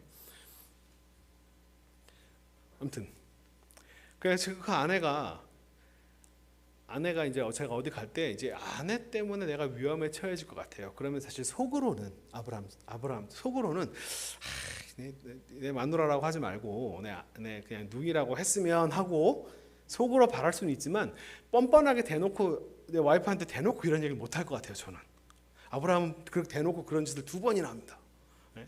저는 그 정도 뻔뻔하지는 않아요. 그러니까 이런 걸 보면 그러니까 아브라함이 그렇게 대단해 보이지 않는데 근데 지금 하나님이 그렇게 사실 훌륭하고 대단하고 정말 위대한 믿음의 조상이 아닌 사람들의 이야기를 들으면서 나 걔네들의 하나님이야 라고 얘기를 하는 장면이에요. 그리고 이것이 스스로 있는 자가 아니라 나는 나다가 아니라 이는 나의 영원한 이름이요 대대로 기억할 나의 칭호다. 뭐가? 아브라함의 하나님, 이삭의 하나님, 야곱의 하나님이란 표현이에요. 여러분 성경에서 스스로 있는 자라고 하는 표현이 이 출애굽기 3장 이후에 나타난 적이 없어요. 여러분 기억에도 제 기억에도 없습니다. 아브라함의 하나님, 이삭의 하나님, 야곱의 하나님이란 표현은 수도 없이 나오죠. 그죠? 수도 없이 나와요. 그러면 뭐가 진짜 하나님의 정체성을 잘 설명하는 거예요. 자, 우리는 스스로 있는 자, 나는 나다 같은 이런 수수께끼 같은 뭔가 있어 보이고 그럴듯한 표현이 하나님의 정체성을 나타내는 거다라고 생각해서 여기다 많은 설명들을 하고 의미를 부여하는데 근데 이 너무 익숙한 표현, 그러니까 너무 흔해서 익숙한 표현엔 별로 관심을 두지 않아요. 근데 이게 자꾸 반복되는 표현이에요. 그러면 어떤 게 하나님의 정체성을 가장 잘 드러내는 표현이겠어요? 아브라함의 하나님, 이삭의 하나님, 야곱의 하나님이라는 표현이 하나님의 정체성을 가장 잘 드러내는 표현이에요. 이 2개를 한번 비교해 보세요. 이 2개를 비교할 때 핵심은 뭐냐 하면 어떤 하나님에 대한 진술이 하나님과 인간 사이를 더 멀게 하느냐, 어떠한 진술이 하나님과 인간 사이를 더 가깝게 하느냐를 보고 판단해 보세요. 어떤 진술이 하나님과 인간 사이를 구별하고 나누는 진술이냐, 하나님과 인간 사이를 연결하고 관계 맺는 진술이냐. 자, 이 표현 창세기 3장의 아담의 범죄로 인간은 하나님의 형상을 잃어버렸다라고 하는 우리의 신학적 해석은 하나님과 인간 사이를 가깝게 만들어요, 멀게 만들어요? 멀게 만들어요. 네? 하나님과 인간의 형상을 잃어버렸다. 이 표현은 다른 말로 이해하면 이거죠. 창세기 3장 아담의 범죄로 하나님과 인간 사이의 관계가 끊어졌다. 여러분, 하나님과 인간 사이의 관계가 창세기 3장의 아담의 범죄로 끊어졌다라고 해석할 만한 구절이 있어요. 뭐 이렇게 에덴 동산에서 쫓겨나고, 그죠? 뭐 이런 표현들이 보면 하나님의 면전에서 뭐 물러갔다, 뭐 이런 표현들을 보면 하나님과 인간 사이의 관계가 끊어진 것 같아 보여요. 근데 저는 이 얘기도 마찬가지로 창세기를 3장까지밖에 안 읽은 사람이나 하는 이야기다라고 얘기합니다. 자, 아담과 하와가 범죄했어요. 하나님이 그러면 그 범죄한 존재들하고 관계를 끊고 안 보이고 얘기를 안 하셔야 되는데 나타나요. 너 어딨냐? 옷도 지어 입히시고요. 그리고 창세기 4장에서 아담과 하와가 자녀를 낳습니다. 이제 가인을 낳죠. 그 가인을 낳고 하와가 뭐라 그래요? 내가 여호와로 말미암아 등남하였다. 내가 여호와로 인해서 이 아이를 낳았다. 자, 하나님과 인간 사이의 관계가 끊어졌으니까, 자, 그러면 마치 하와가 혼자 착각했다라고 얘기할 수도 있겠어요. 근데 그 다음에 가인과 아벨의 이야기가 나옵니다. 가인과 아벨이 제사를 드려요. 하나님과 인간 사이의 관계가 끊어졌으면 아벨의 제사는 왜 받았어요, 하나님이? 그죠? 가인의 제사는 안 받았어요. 가인이 죄를 지었어요. 범죄를 저질렀죠. 하나님이 그 범죄한 가인한테 나타났습니다. 관계가 끊어졌는데 왜 나타나? 너 그러면 안 돼. 너 죄를 지으면 안 돼. 라고 얘기하세요. 그리고 죄를 지은 가인한테 막 혼내세요. 너 이렇게 하면 네가 아무리 농사를 지어도 먹을 거 하나도 안 나고 그러니까 정착도 못하고 막 돌아다니면서 살 거야. 그랬더니 가인이 하느님 그럼 나 죽을 것 같아요. 못 살겠어요. 라고 했더니 아니야 걱정하지 마. 내가 너를 잘 보호해 줄게. 하나님과 가인의 관계가 끊어졌나요? 그렇지 않은 것 같아요. 이스라엘은 끊임없이 범죄를 합니다. 하나님이 끊임없이 나타나요. 끊임없이 관계를 이어가세요. 성경 구약부터 신약까지 어디를 봐도 하나님과 인간 사이의 관계가 끊어진 적이 없어요. 성경의 진술은 인류 창조 역사 이래로 단 한 번도 하나님과 인간 사이의 관계가 끊어진 적이 없다라고 얘기합니다. 여러분 성경 읽으시잖아요, 맨날. 근데 그 성경에서 하나님과 인간 사이가 거리가 좀 뭐 멀어질 수도 있고 약간 문제가 생길 수도 있고 하나님 너 그러면 안 돼 혼내실 수도 있긴 하지만 관계가 단 한 번도 끊어진 적이 없어요. 그게 성경의 진술이에요. 왜 우리가 자꾸 이런 조직신학적인 뭔가 머릿속으로 상상 속에서 자꾸 이런 이야기들을 만들어내는지 잘 모르겠어요. 성경은 그렇게 얘기하고 있지는 않아요. 여러분들이 성경 통독을 하실 때 제일 이제 힘든 데가 어디냐면 처음부터 창세기 출애굽기는 뭔가 이야기도 있고 익숙한 얘기도 있고 뭐 그런데 이제 첫 번째 위기가 어디서 오냐면은 레위기에서 위기가 오죠, 그죠? 레위기에서 위기가 옵니다.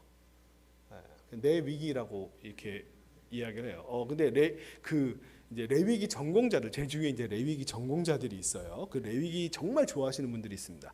여러분의 위기가 찾아왔을 때 읽어야 될 게 레위기입니다. 막 이렇게 얘기해요. 근데 저는 레위기를 읽는 게 저한테 위기예요. 이렇게 하라 마라 엄청 말이 많아요. 하나님이 그죠? 이거 해라 저거 해라. 근데 그걸 왜 해야 되는지 이유도 설명을 안 해줘요. 그냥 이거 하고 저거 하고 저거 하고 그냥 쭉쭉 얘기를 합니다. 이거 하면 안 되고 저거 하면 안 되고 막 엄청 막 이렇게 얘기하세요. 그 다음에 레위기의 거의 마지막 부분에 이제 쭉 말씀을 다 하신 다음에 이제 25장, 26장, 27장이 이제 마지막인데 그때 이렇게 얘기하세요. 마지막 26장의 앞부분에서 너희가 이 말들을 내가 지금 쭉 얘기한 이 계명을 이 율법을 다 지키면 너희들은 정말 잘 먹고 잘 살 거야. 이 땅에서 장수하고 자녀들도 잘 되고 걱정 없이 막 살 거야. 근데 너희가 만약에 내 말을 어기면 단 하나라도 어기면 이렇게 얘기하면서 그 훨씬 더 길게 협박을 하십니다. 니네 이러면 진짜 고생할 거야. 심지어는 이 땅에서 내가 준 이 땅에서 너희 못 살고 너희는 쫓겨나가지고 남의 땅에서 빌빌거리면서 종놀이 타고 너무너무 배고파가지고 심지어는 어떻게 되겠냐면 네가 낳은 자식들까지 내가 먹게 될 거야. 이제 이렇게 끔찍하고 비참한 상황에 처할 거야. 라고 이야기하십니다. 근데 그 다음이 이 레위기의 핵심이에요. 저는 이게 레위기 전공자들은 다른 구절을 레위기 핵심으로 저는 이게 레위기의 핵심이라고 생각합니다. 하나님이 이렇게 말씀하세요. 그렇게까지 너희들이 비참하게 처했을 때 너희들이 원수의 땅에 있을 때 내가 그들을 내버리지 아니하며 미워하지 아니하며 아주 멸하지 아니하고 그들과 맺은 내 언약을 패하지 않을 것이다. 하나님과 인간 사이의 관계가 끊어졌어요? 안 끊어졌어요? 안 끊어졌어요. 왜? 그러니까 이유를 내가 걔네들 하나님이잖아 라고 얘기하세요. 이유는 그거 하나예요. 니네들 내 새끼잖아 라고 얘기하는 거예요. 이거 뭐랑 똑같냐 하면 이런 거예요. 부모가 자식한테 너 그러면 내 호적에서 파버릴 거야 막 이렇게 얘기하는. 근데 막상 잘못했어요. 집어대로 했어요. 그렇다고 정말 호적에 파버리시는 부모가 있을 수는 있겠지만 실제로 그러셨던 분이 계시면 그러지 마세요. 그리고 자녀한테 이렇게 화해하시고 하세요. 좋은 부모가 아니에요. 말은 그렇게 하죠. 본인의 뜻대로 따르기를 원하는 마음을 얘기하는 표현이에요. 방점은 호적을 파버릴 거야에 있지 않아요. 그죠? 하나님도 마찬가지예요. 나는 너희들이 그렇게 내 말을 안 듣고 그렇게 방황하고 그렇게 나쁜 짓을 해도 나는 너희들과의 관계를 끊지 않을 거야. 왜? 내가 니네 하나님이잖아. 니는 내 새끼잖아 라고 얘기하는 거예요. 바로 이 둘 사이의 간극이에요. 인간이 대단하고 위대하고 정말 막 하나님 닮아서 번쩍번쩍 빛나가지고 하나님이 아이고 예쁜 내 새끼라고 얘기하는 게 아니에요. 못나고 참하고 말한 진짜 지지리도 안 들어도 아이고 저거 누구 닮았겠어요? 예? 얘가 누구 닮았겠어요? 이제 우리 여동생은 저 닮았다 그러는데 누구 닮았겠어요? 옆에 이게 제 여동생이에요. 예? 누구 닮았겠어요? 지 닮았어요. 예? 이게 저 흐린 게 이제 여동생 어렸을 때 제가 이제 어렸을 때 사진이고 이건 제 조카입니다. 누구 닮았어요? 지 닮았어요. 지 닮았어요. 자, 제가 말씀드리고 싶은 건 이거예요. 스스로 있는 자 나는 나다 이런 표현들이 하나님을 우리가 대단한 존재로 정말 저 천국에 계시는 저 천상에 계시는 정말 멋진 존재고 정말 그 앞에서 우리는 정말 죽을 죄인이고 정말 너무나 못났고 그래서 우리는 정말 땅에 납작 엎드려야 되는 우리의 신앙심을 잘 표현하는 아주 멋진 표현임에도 불구하고 하나님은 아브라함, 이삭, 야곱과 끊임없이 관계를 맺으시고 걔네들이 실수하든 잘못하든 자빠지든 끊임없이 그 손을 붙잡고 그들의 삶을 인도하는 하나님이다라고 자신을 계시하는 거예요. 자, 우리는 임마누엘, 우리와 함께 하시는 하나님을 믿습니다. 이 둘 중에 어느 게 더 우리와 함께 하시는 하나님이라고 하는 그 표현을 더 잘 설명하는 말이겠어요?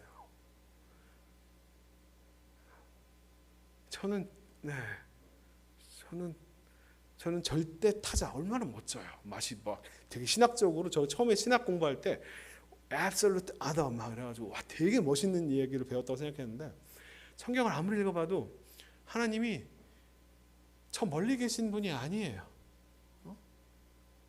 나한테요 계속 나 닮았대요. 제가 저 자신을 아무리 봐도 별로 하나님 닮아 보이지 않는데. 자, 여러분 이 울즈마톤즈라고 하는 영화를 보신 분들 계시나요?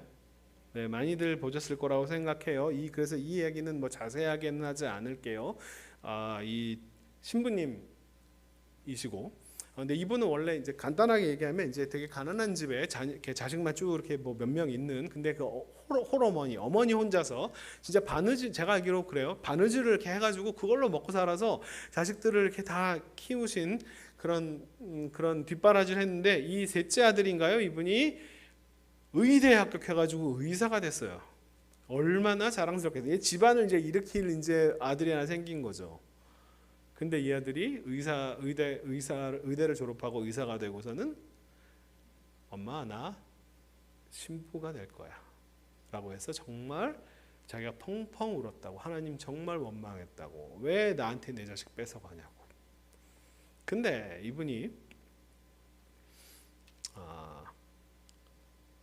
근데 하필 그냥 신부, 그래서 뭐 의술 가지고 이렇게 할 수 있는 좋은 뭐 이렇게 여러 가지 할 수 있는데, 근데 그냥 신부님이 아니고 남수단, 네, 정말 아프리카에서도 제일 정치적으로도 어렵고 폭력이 난무하고 전쟁이 벌어지는 남수단에서 하필 거기서도 나병 환자들의 촌에 가가지고 거기서 함께 살면서 그들을 치료하는 그런 신부님이 됐어요. 하필이면 신부님도 좀 신부가 돼도 좀 우리나라에서 좀 좋은 교구 이렇게 얼마든지 그럴 분이 있는데요. 이 영화의 두 번째가 이제 부활이라고 하는 제목으로 나왔어요.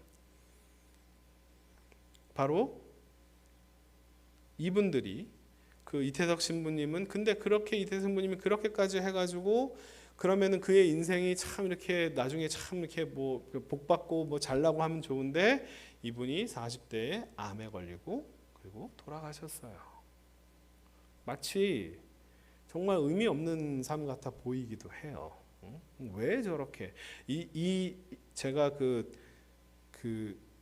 이 영화 이거 울즈마톤즈를 우리 젊은 친구들한테 이런 거 보면서 이제 다 자극을 받으려고 보내면 젊은 친구들 뭐라고 하냐면 저렇게 사니까 암에 걸리죠 이렇게 얘기를 해요. 네, 그래요. 근데 그 아이들이 이렇게 자라서 그 뒷얘기를 이제 영화로 만들었어요. 바로 이 청년들입니다. 이 청년 다 커서 의사뿐만 아니라 아주 훌륭한 그런 이 나라에서 남수단에서 아주 훌륭한 역할들을 하는 의사가 돼요. 이 사람들이 누구냐면 바로 이태석 신부님 뒤에 있던 이 아이들이에요. 이 아이들이.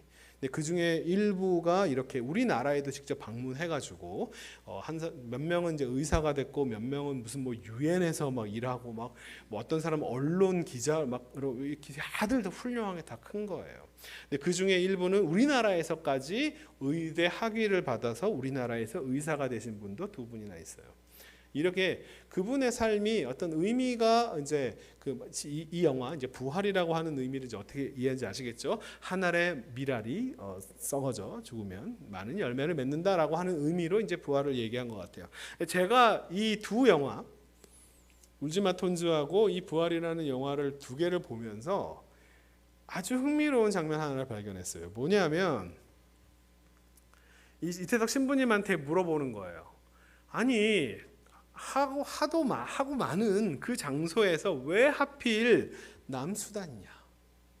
왜 하필 거기에 갔냐? 그리고 왜 하필 하도 그 나환자촌으로 가서 있었냐? 이 질문을 해요. 이분이 이렇게 얘기합니다. 자기가 이제 신부가 되고 이제 사제 서품을 받고 그리고 이제 전 세계를 돌아다니면서 투어를 하는데 자기가 이 남수단을 이제 중간에 투어를 하다가 이 지역에 가게 됐고 이 지역에서 그 나병 환자들을 만나게 되었다. 이 얘기를 해요.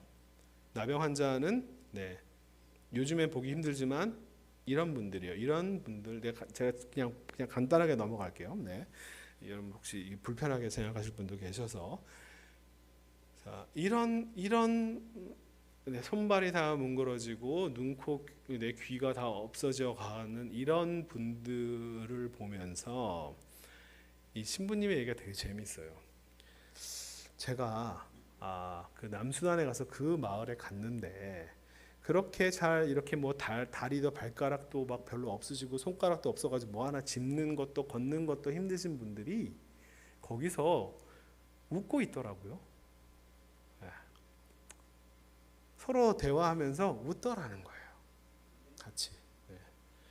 거기서 자기는 그리스도를 봤어요. 이렇게 얘기해요.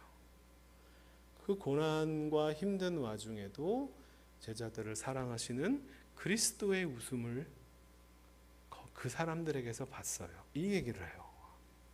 그러니까 내가 가서 그들에게 뭔가를 도움을 주고 뭔가 막 뭐 이런 마음이 아니라 다른 사람은 끔찍하게, 다른 사람은 소위 말하는 천형, 하늘의 형벌이라고 이야기하는 저 신의 징벌을 받은 거라고. 얼마나 잘못했으면 본인이 잘못했는지 조상이 잘못했는지 모르겠지만 하나님의 징벌을 받은 사람이다라고 이렇게 규정 내릴 수 있는 그 사람들을 보고 나는 거기서 그리스도를 봤어요라고 얘기해요. 이 정말 놀라운 장면이에요.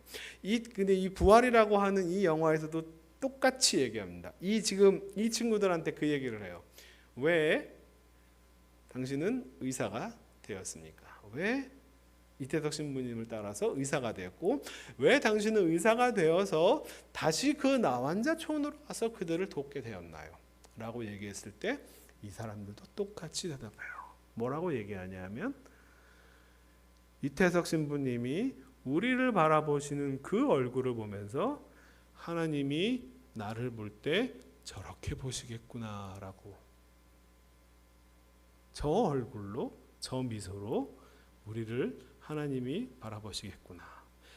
이태석 신부님을 보니 그 안에서 하나님이 보여요 라고 얘기를 하는 거예요.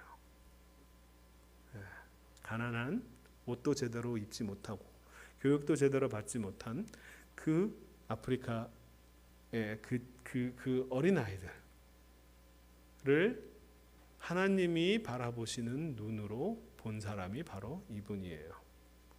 자, 제가 이 얘기를 할게요. 신본주의와 인본주의 이런 얘기를 많이 하세요. 하나님이 저 높이 계시고 인간은 저 낮은 곳으로 이렇게 하나님과 인간 사이를 더 크게 해서 하나님을 높여드리는 것이 신본주의고, 하나님과 인간이 비등비등해 보이고 뭐 이러면 그런 거 인본주의지라고 얘기를 할 수 있을 것 같아요. 죄송합니다. 저는 정반대로 얘기할게요. 그러니까 제가 정리를 해드리겠습니다. 신본주의는 뭐냐면요, 간단합니다. 우리가 우리 자신을 볼 때, 우리가 내 옆에 있는 사람들을 볼 때, 우리가 이 세상을 바라볼 때 내 눈으로 보는 사람은 인본주의자예요. 뭐가 신본주의하면 하나님이 보시는 눈으로 나를 바라보고 하나님이 보시는 눈으로 저 왼수를 바라보는 사람이 신본주의자입니다. 아시겠어요? 제사장은 어떤 사람이냐면 하나님 믿는 사람과 하나님 믿지 않는 사람의 차이는 뭐냐면 내 눈으로 사람을 보고 내 눈으로 내 자신을 보고 내 눈으로 세상을 보는 게 아니라 나는 하나님이 우리를 보시는 그 눈으로 나 자신을 바라보고 하나님이 우리를 보는 그 눈으로 내 옆에 사람을 바라보겠다라고 결심하는 사람이에요. 이런 사람이 하나님을 신앙하는 신앙인이에요. 이게 바로 제사장의 역할입니다. 제가 제 책은 광고를 안 할게요. 저도 책 많이 쓴 사람이고 앞으로도 많이 나오긴데 제 책 안 팔고 싶어요. 이 책은 여러분 정말 특별히 어린 자녀가 있으신 분들뿐만 아니라 교회 학교 교사들 하시는 분들은 꼭 사보세요. 어린이를 위한 신앙 낱말씀. 제가 정말 존경하고 좋아하는 저의 최애 작가라고 맨날 얘기하는데 김주련 선생님이 이렇게 얘기를 해요. 이분이 어린아이를 위한 일종의 신학 사전 같은 걸 쓰셨는데 근데 이건 애들을 위한 게 아니에요. 정말 제가 이걸 보면서 진짜 막 좌절했어요. 내가 정말 어렵게 설명하는 걸 이렇게 간단하게 한마디로 얘기하나 싶을 정도예요. 이분이 겸손이라고 하는 그런 것을 이렇게 표현해요. 저는 이것을 사실 이 구절을 저는 하나님의 형상이라고 하는 구절 설명에 이 구절이 있었으면 좋겠다고 생각했는데 이분은 겸손이라고 표현합니다. 하나님 앞에 겸손한 것은 뭐냐면 하나님 저는 죄인입니다. 하나님 앞에 정말 어디 고개도 조차 들 수 없고 하나님 발밑에도 못 따라가요 라고 얘기하는 게 아니라 겸손한 사람은 하나님 앞에 겸손한 사람은 뭐냐면 나를 좋아하는 거예요. 왜? 나는 하늘과 땅과 별과 꽃과 온 우주를 만드신 하나님의 최고 걸작품이에요. 그래서 겸손한 사람은 나를 사랑하시는 하나님의 눈으로 내가 내 눈으로 나 자신을 보면 진짜 못나 보이고 별거 아니고 진짜 그런데 하나님이 나보고 자기 닮았대요. 하나님이 여러분 예쁘대요. 그 눈으로 자기를 바라보는 거예요. 제 아내 같은 사람을 저는 정말 처음 봐요. 이렇게 막 자기 전에 이렇게 이제 잠 오기 전에 이렇게 핸드폰으로 이렇게 막 사진 이제 찍은 사진들 보면서 어머 너무 예뻐, 어머 너무 예뻐 막 이렇게 보면서 사진 보는데 무슨 사진 보냐면 자기 사진을 그렇게 보면서 자기 사진을 보면서 그렇게 예쁘다는 사람을 저는 처음 봤어요. 여기도 그런 분 계시나요? 자기 사진 보면서 저희 아내를 기쁘게 해주는 건 별로 어렵지 않아요. 이렇게 배경이 아주 예쁜 곳에 데려가 가지고 아내 사진을 중심을 놓고 사진을 잘 찍어주면 그렇게 좋아해요. 자기 사진 보면서 그렇게 예뻐요. 만약에 그게 저기 혼자만 자기 자신을만 봐서 그렇게 얘기했으면 이 사람 무슨 뭐 나르시스트인지 정신병자라고 생각했겠죠. 아니 저는 우리 아내는 정말 하나님이 보시는 눈으로 자기 자신을 바라보는 것 같아요. 왜 그러냐면 우리 아내는 자기 자신만 그렇게 바라보지 않아요. 이 막 꽃들뿐만 아니라 심지어는 저한테까지도 그 눈으로 바라봐줘요. 맨날 자기 전에 제 얼굴 보면서 어머 우리 신랑 잘생겼네 라고 얘기합니다. 저는 안 믿죠. 근데 우리 아내가 그 얘기를 한 100번쯤 해요. 그러면 한 번쯤은 그런가? 라는 생각이 들어요. 제가 이 시간이 많이 가서 사실 이 얘기를 그냥 안 하고 넘어갈까 했는데 그냥 간단하게 할게요. 저는 뭐 우리 어렸을 때 뭐 이렇게 뭐 청소년기 특별히 이럴 때 이제 그 자기 뭐에 대한 어떤 그런 뭐 외모 컴플렉스나 뭐 이런 게 있을 수가 있겠죠. 저도 마찬가지였습니다. 제가 정말 신앙생활을 진짜 열심히 했을 중학생 시절에 정말 그때 저는 집회 여름 방학 내도록요 정말 그 청소년 맨날 대형 집회들을 많이 했어요. 막 15,000명씩. 저는 거기서 진짜 15,000 막 집회를 한 번 가면은 한 달, 두 달씩 그냥 그 수련회장에서 살았어요. 잠도 집에 오지도 않고 한 달, 두 달을 거기서 계속 가져간 속옷이 모작해가지고 막 뒤집어 입고 거꾸로 입고 막 이러가면서 한 달씩 있었어요. 그렇게 정말 하나님을 정말 나름 열심히 이렇게 섬기고 하나님을 찬양하고 예배하고 그리고서는 그 한 달이 지나고 집에 왔어요. 너무 피곤했나 봐요. 오후 2시쯤에 잠을 잤는데요. 아침에 그 다음 날 아침에 한 10시인가 일어났더라고요. 거의 뭐 20시간을 넘게 잔 거예요. 일어났는데 얼굴 반쪽이 마비가 됐어요. 구안화사라고 하죠. 여러분 눈썰미 좋으신 분들은 아실 수 있는데 제가 사실은 이쪽 얼굴이 아직도 마비돼 있어요. 왜냐하면 어렸을 때 치료를 못 받았어요. 우리 부모님이 저를 병원을 데려가셨어야 되는데 양이든 한이든 어딜 데려가셨냐면 기도원을 데려가셨습니다. 그리고 치유의 은사를 받으신 분들한테 기도받으러 저를 데려다녔어요. 2달 동안이나. 왜냐하면 이렇게 얼굴이 마비된 건 귀신이 들렸다라고 얘기했어요. 네. 그리고 한 3개월 만에 처음으로 저를 병원에 데려갔을 때 의사가 정말 저희 부모님한테 진짜 불같이 화를 냈습니다. 당신들이 부모 맞냐고. 저는 얼굴이 딱딱하게 굳어. 사실은 지금 여러분 제가 티를 안 내려고. 그래서 저는 제가 어렸을 때 제가 앞에 나가서 이렇게 이야기를 하는 사람이 될 거라고 생각하지 못했어요. 그래서 웃지도 않았어요. 왜냐하면 웃으면 입이 삐뚤어지니까요.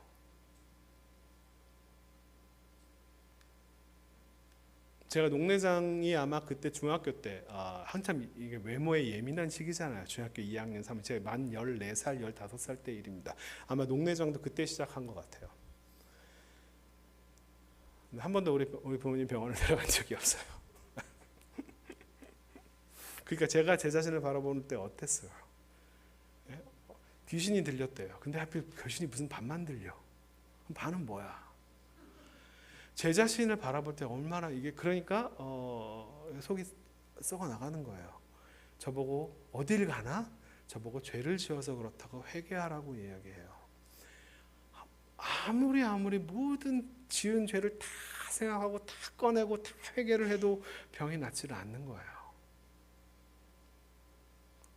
그때 그러니까 사실은 그 구아나사라고 하는 질병이 저를 망가뜨린 게 아니고요. 그 신학 그 이야기 모든 질병은 귀신 때문이야, 모든 질병은 죄 때문이야라고 얘기하는 그 신앙이 제 영혼을 망가뜨려 버렸어요. 하나님이 중간중간에 저한테 위로를 주신 적이 있어요. 재밌는 얘기인데 얘기해드릴게요. 제가 미국에 캐나다였다 그때 잠깐 이제 너무 마음이 막 괴롭고 그래서 한국에 도망쳐가지고 캐나다에 잠깐 있었던 적이 있는데 제가 캐나다 간 지 얼마 안 됐던 때였어요. 이제 거기 이제 캐나다 현지 한인교회에 이제 대형 교회였는데 제가 이제 처음 가니까 이제 뒷좌석에 앉았어요. 맨 뒤에 앉았는데 바로 옆에 또 어떤 한 가족이 앉아 있었어요. 여러분 이민교회의 맨 뒷좌석에는 주로 누가 앉아 있냐면 목사님들이 앉아 있습니다. 뭐 할 일 없는 목사님들 있잖아요. 오신 지 얼마 안 된 분들. 그 목사님하고 가까워졌어요. 그 목사님이 자기 집으로 초대를 했어요. 그분도 사실은 미국 이민 온 지 얼마 안 되신 분이에요. 그러니까 캐나다 이민 오신 지 얼마 안 된 분이어서 자기 집으로 초대를 했어요. 그래서 그냥 혼자 그 집에 갔어요. 그냥 가정집이었고요. 그 집에는 글쎄요. 한 7살, 우리나라 나이로 한 7살, 만으로는 진짜 한 6살 내지 5살짜리 여자애가 큰 딸이 있고 그거보다 한두 살 더 어린 이제 아들이 있는 그런 집이었어요.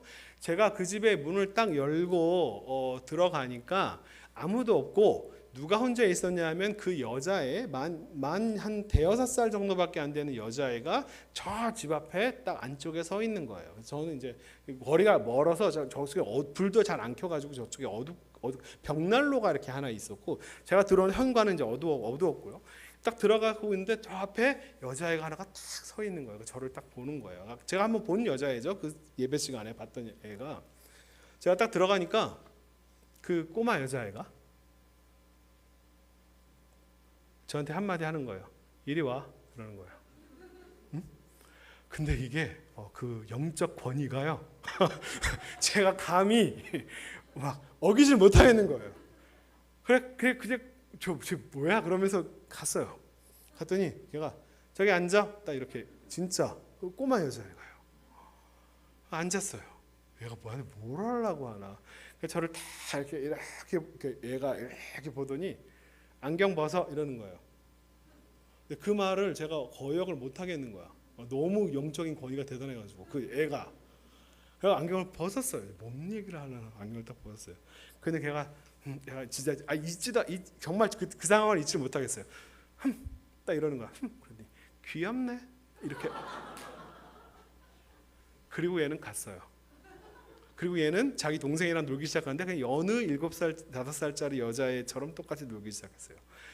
근데 그 여자애가 했던 그 귀엽네라고 하는 말이 제가 25살 요맘때 얘기였는데 제가 15살 때부터 막 제 외모를 그냥 거울도 안 보려고 했고 그냥 얼굴 표정을 일부러 굳어 있는 채로 안 보이 표정도 많이 안 지려고 했고 이 모든 것들의 그 속에서 썩어가던 그 마음을 그냥 잊고 싶었고 마치 아닌 척하고 이렇게 했던 마음을 조금씩 녹이기 시작하는 거예요. 와. 어제 저기 그 식당 저희가 예배 전에 식당에 갔을 때 거기 그 목사님이 소개시켜 주면서 거기 집사님들이 계셨었는데 그죠? 그리고 목사님이 원래 그 포스터에 있는 걸로 기대했던 거하고 너무 실망하지 말라고 이렇게 얘기를 했을 때 어떤 집사님이 귀여우세요라고 얘기하셨던 집사님이 계시는데 여기 맞죠? 제가 환청 들은 거 아니죠? 있죠? 그분이 누구죠? 네. 제 영혼을 치유해 주신 분이에요. 그게 사람의 영혼을 치유하는 이야기예요. 자, 이 김주련 선생님의 이야기로 돌아갈게요. 겸손이란 하나님의 형상이란 무슨 의미냐면 내 눈으로 내 자신을 바라보는 게 아니라 하나님이 나를 바라보는 눈으로 바라보면서 내가 참 예쁜 존재구나, 내가 참 하나님의 걸작품이구나 라고 하는 것을 인정하는 거예요. 그런데 여기서 끝이지 않아요. 이 김주련 선생님의 글은 거기서 끝이 않아요. 겸손은 뭐냐 하면 남을 좋아하는 거예요. 하나님은 나뿐만 아니라 다른 사람도 하나님의 형상으로 만드셨어요. 그래서 하나님을 좋아하는 사람은 하나님이 저 사람을 바라보는 눈으로 그 사람을 좋아하는 거예요. 이게 제사장으로 하나님의 사람으로 하나님의 백성으로 세상을 바라보고 나를 바라보고 이웃을 바라보는 눈이에요. 영안이라고 하죠. 영안, 영적인 눈이 열렸다라고 얘기하는 분들이 있습니다. 근데 제가 아까 저한테 기도해 주셨던 분들 있잖아요. 그러니까 저희 안에서 귀신을 보셨던 분들이에요. 아직도 있는지 모르겠어요. 네, 제가 목사가 됐는데도 아직도 안 나갔는지 모르겠는데 아직도 굳어 있는 거 보니까 자 이상하게 제가 정말 이상한 경우 하나를 느꼈는데 뭐냐면 소위 말하는 영안이 열렸다라고 하시는 분들이 그 영안이 열린 눈으로 뭘 보냐면 귀신을 봐요. 이상하죠? 네? 뭔가 하나님 아닌 것을 보는 눈이 아주 기가 막히게 발달해 있어요. 저기 음란의 영이 돌고 있어. 나는 기도를 많이 해가지고 착 보면 알아. 심지어는 목사님한테 저 목사는 입에서 뱀 나와 막 이렇게 얘기하시는 분들이 요즘엔 많이 없지만 옛날에 좀 많이 있었어요. 그런 분들이 영안이 열렸다라고 얘기합니다. 근데 저는 반대로 얘기할게요. 아니 여러분이 영안이 열려가지고 하나님 아닌 것들을 기가 막히게 발견해내는 그런 능력들을 가지고 있는 사람들의 신앙 공동체를 생각해 보세요. 여기 사람들이 다 그런 영안이 다 열려서 맨날 보는 것마다 저건 하나님 아니야, 저건 하나님 아니야 라고 하면 그 공동체 안에는 하나님 아닌 것들로 가득할 것 같아요. 그게 무슨 하나님의 공동체예요? 그게 무슨 영안이 열린 공동체예요?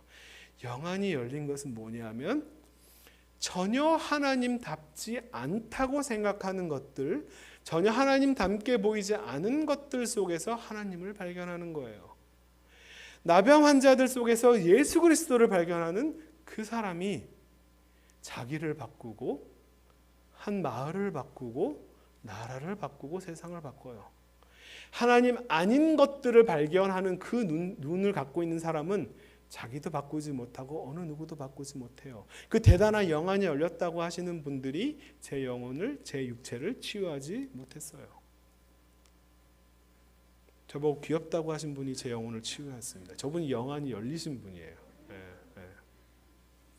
하나님 아닌 것에서 하나님을 발견하는 눈이, 남들은 천형이다, 남들은 하나님께 벌받은 거다라고 저주를 할 만한 것에서 거기서 하나님을 바라보는 거예요.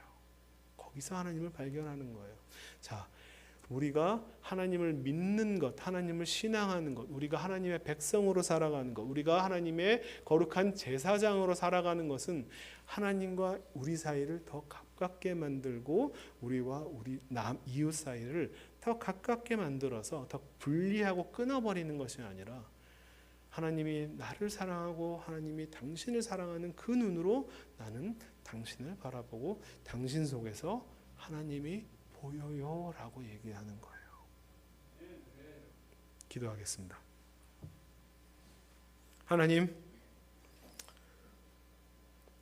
우리의 귀와 우리의 심장을 여셔서 하나님의 백성의 소리를 듣게 하시고 하나님의 음성을 듣게 하시고, 하나님 우리의 눈을 열어서 가는 곳마다 만나는 사람마다 그 속에서 하나님을, 그리스도를 발견하게 하여 주시옵소서. 예수님의 이름으로 기도합니다. 아멘. 옆 사람과 이렇게 인사하십시다. 나는 당신에게서 하나님을 봅니다.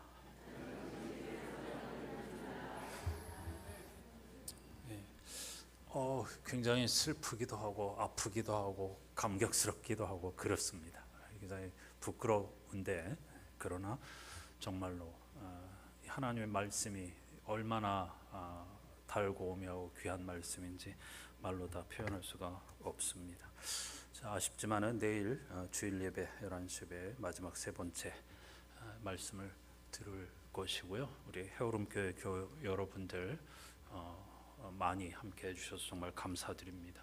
주일날 당연히 여러분 교회에서 예배 드리시지만은 제가 알기로는 해오름교회 3번의 주일 예배가 있으니까 정말 은혜를 사모하시는 분이라고 하면 일찍 해오름교회 예배 드리시고 한 번 더 같이 하셔도 좋으리라 이렇게 생각됩니다. 그냥 권해드리는 것입니다.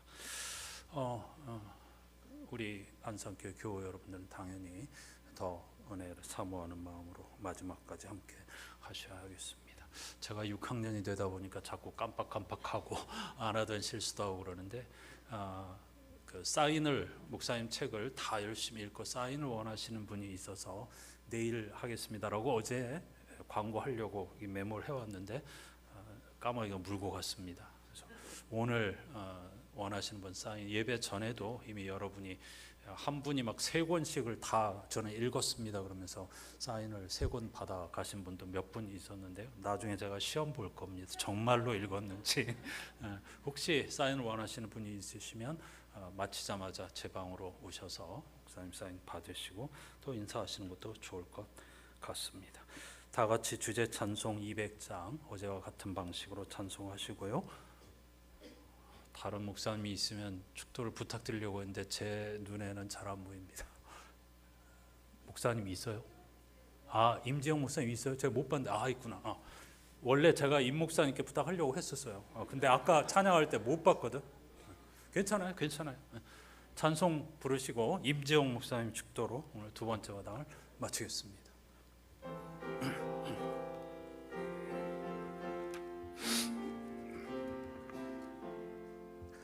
달고 묘한 그 말씀, 생명의 말씀은 귀한 그 말씀 진실로 생명의 말씀이 나의 길과 믿음 밝히 보여주니 아름답고 귀한 말씀 생명샘이로다.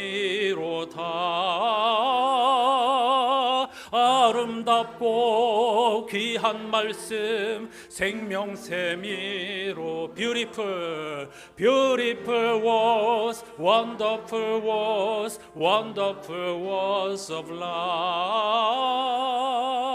beautiful words wonderful words wonderful words of life 귀한 주님의 말씀은 내 노래 되도다 모든 사람을 살리는 생명의 말씀을 값도 없이 받아 생명길을 가니 아름답고 귀한 말씀 생명샘이로다 아름답고 귀한 말씀 생명샘이로다 Beautiful words, wonderful words, wonderful words of life Beautiful words, wonderful words, wonderful words of life 널리 울리어 퍼지는 생명의 말씀은 마음의 용서와 평안을 골고루 주나니 다만 예수 말씀 듣고 복을 다만 예수 말씀 듣고 복을 한 번 더 다만 예수 말씀 듣고 복을 받네 아름답고 귀한 말씀 생명샘이로다 아름답고 귀한 말씀 생명샘이로다 Beautiful words, wonderful words, wonderful words of life Beautiful words, wonderful words, wonderful words of life 기도하십시다.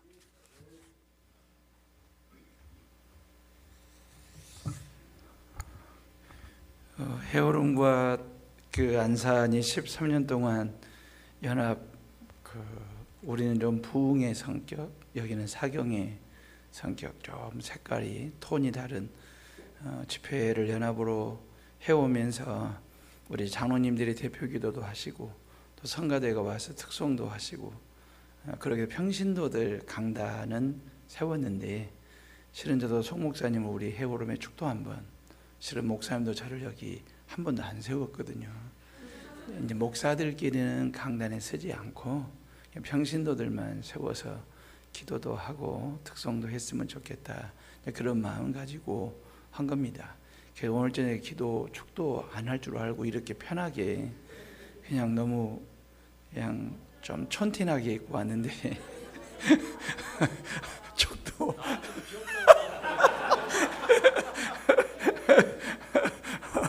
축도하라고 이렇게 또 불러 세우니 너무 감사하고 하나님은 뭐 겉사람보다도 속사람을 더 귀하게 보신다고 보고 제가 우리 송민호 목사님에 대한 아무런 프로필 아무런 어떤 사전에 어떤 지식 정보 없이 지냈는데 금요일날 저녁 식사 자리에 목사님이랑 이렇게 첫 대면을 했거든요. 실은 오늘 이렇게 어제 오늘 한 이틀 말씀을 들어보니까 제가 좀 궁금했던 그 내용들이 좀 하나씩 풀려요. 가까이서 뵈니 구안하사도 좀 심하게 오신 편이고 또 시력도 너무 안 좋아지고 스마트폰을 보는데 이렇게 보시고 그래서 서울대학 졸업하고 또 미국 맥코믹으로 시카고 대학으로 다니시면서 공부하느라고 너무 혹사시킨 몸이 아닌가 싶어서 저도 밥 먹으면서 너무 이제 건강 챙기시라고 몸 건강 챙기시라고 그 얘기 하면서 밥을 제가 해드릴 수 있는 인사는 그 정도밖에 안 됐거든요. 너무 혹사시키는 것 같다고. 근데 어제 저녁 설교 중에 앞으로 5년 남았다는 말에 가슴이 미어지더라고요. 아무리 봐도 저보다 나이가 한참 연하이신 것 같은데 앞으로 남은 시간이 5년, 그 말에 참 가슴이 미어졌습니다. 하여튼 그 안에 우리 해오름 강단에 한번 목사님 서식이에요. 올해는 안산에 쓰셨으니까 내년에는 나중에 이제 안산이 부흥성의 강사를 모시세요. 우리가 사경의 강사로 두 교회가 연합한다는 게 이렇게 영적 시너지가 있는 것 같습니다. 너무 감사하고 우리 송 목사님한테도 정말 해년마다 말씀잔치가 될 만큼의 귀한 강사분들, 특별한 특이하신 분들 모셔가지고 진짜 어찌 보면 우리 일반 강단에서 들을 수 없는 그분들만의 메시지, 그분들만이 들려줄 수 있는 메시지를 양 교회가 들을 수 있다는 것도 이 시대에 여러분들에게는 정말 복이다라는 생각이 듭니다. 아무쪼록 이러한 일들을 통해서 안산에 더 큰 부흥의 역사가 일어나기를 간절히 바라면서 이제 여러분들 송민호 목사님의 건강을 위해서 꼭 기도하시고 우리 해오름에 오실 때는 박에서 사모님 좀 오셔가지고 워십 댄스도 좀 해주시고 기도하겠습니다. 하나님 감사합니다. 고맙습니다. 10월의 마지막 주일을 앞두고 또 안산교회가 준비한 말씀잔치에 우리 안산과 해오름의 성도들이 모여서 저녁마다 말씀으로 그동안 듣지 못했던, 그동안 깨닫지 못했던, 그동안 마음에 새기지 못했던 귀한 말씀들을 이 나이가 되도록 20개의 언어로 성경을 들여다보며 제 해석을 통하여 가장 쉬운 언어로 하나님의 말씀을 풀어내고자 애쓰시는 우리 송민호 목사님을 통하여 귀한 은혜의 생명의 진리의 말씀을 밤마다 부어주시고 채워주신 것 감사합니다. 그 말씀이 안산교회와 해오름교회의 춧돌이 되게 하시고 머릿돌 되게 하시고 또한 온 성도들의 신앙 성장에 밑거름 자양분이 되게 하여 주옵소서. 우리 구주 예수 그리스도의 은혜와 하나님 아버지의 사랑과 성령의 교통하심이 둘째 날 말씀 듣고 겸손함으로 거룩한 주의를 사모하는 모든 주의 백성들 머리 위에 지금부터 영원토록 함께 하시기를 간절히 축원하옵나이다. 아멘.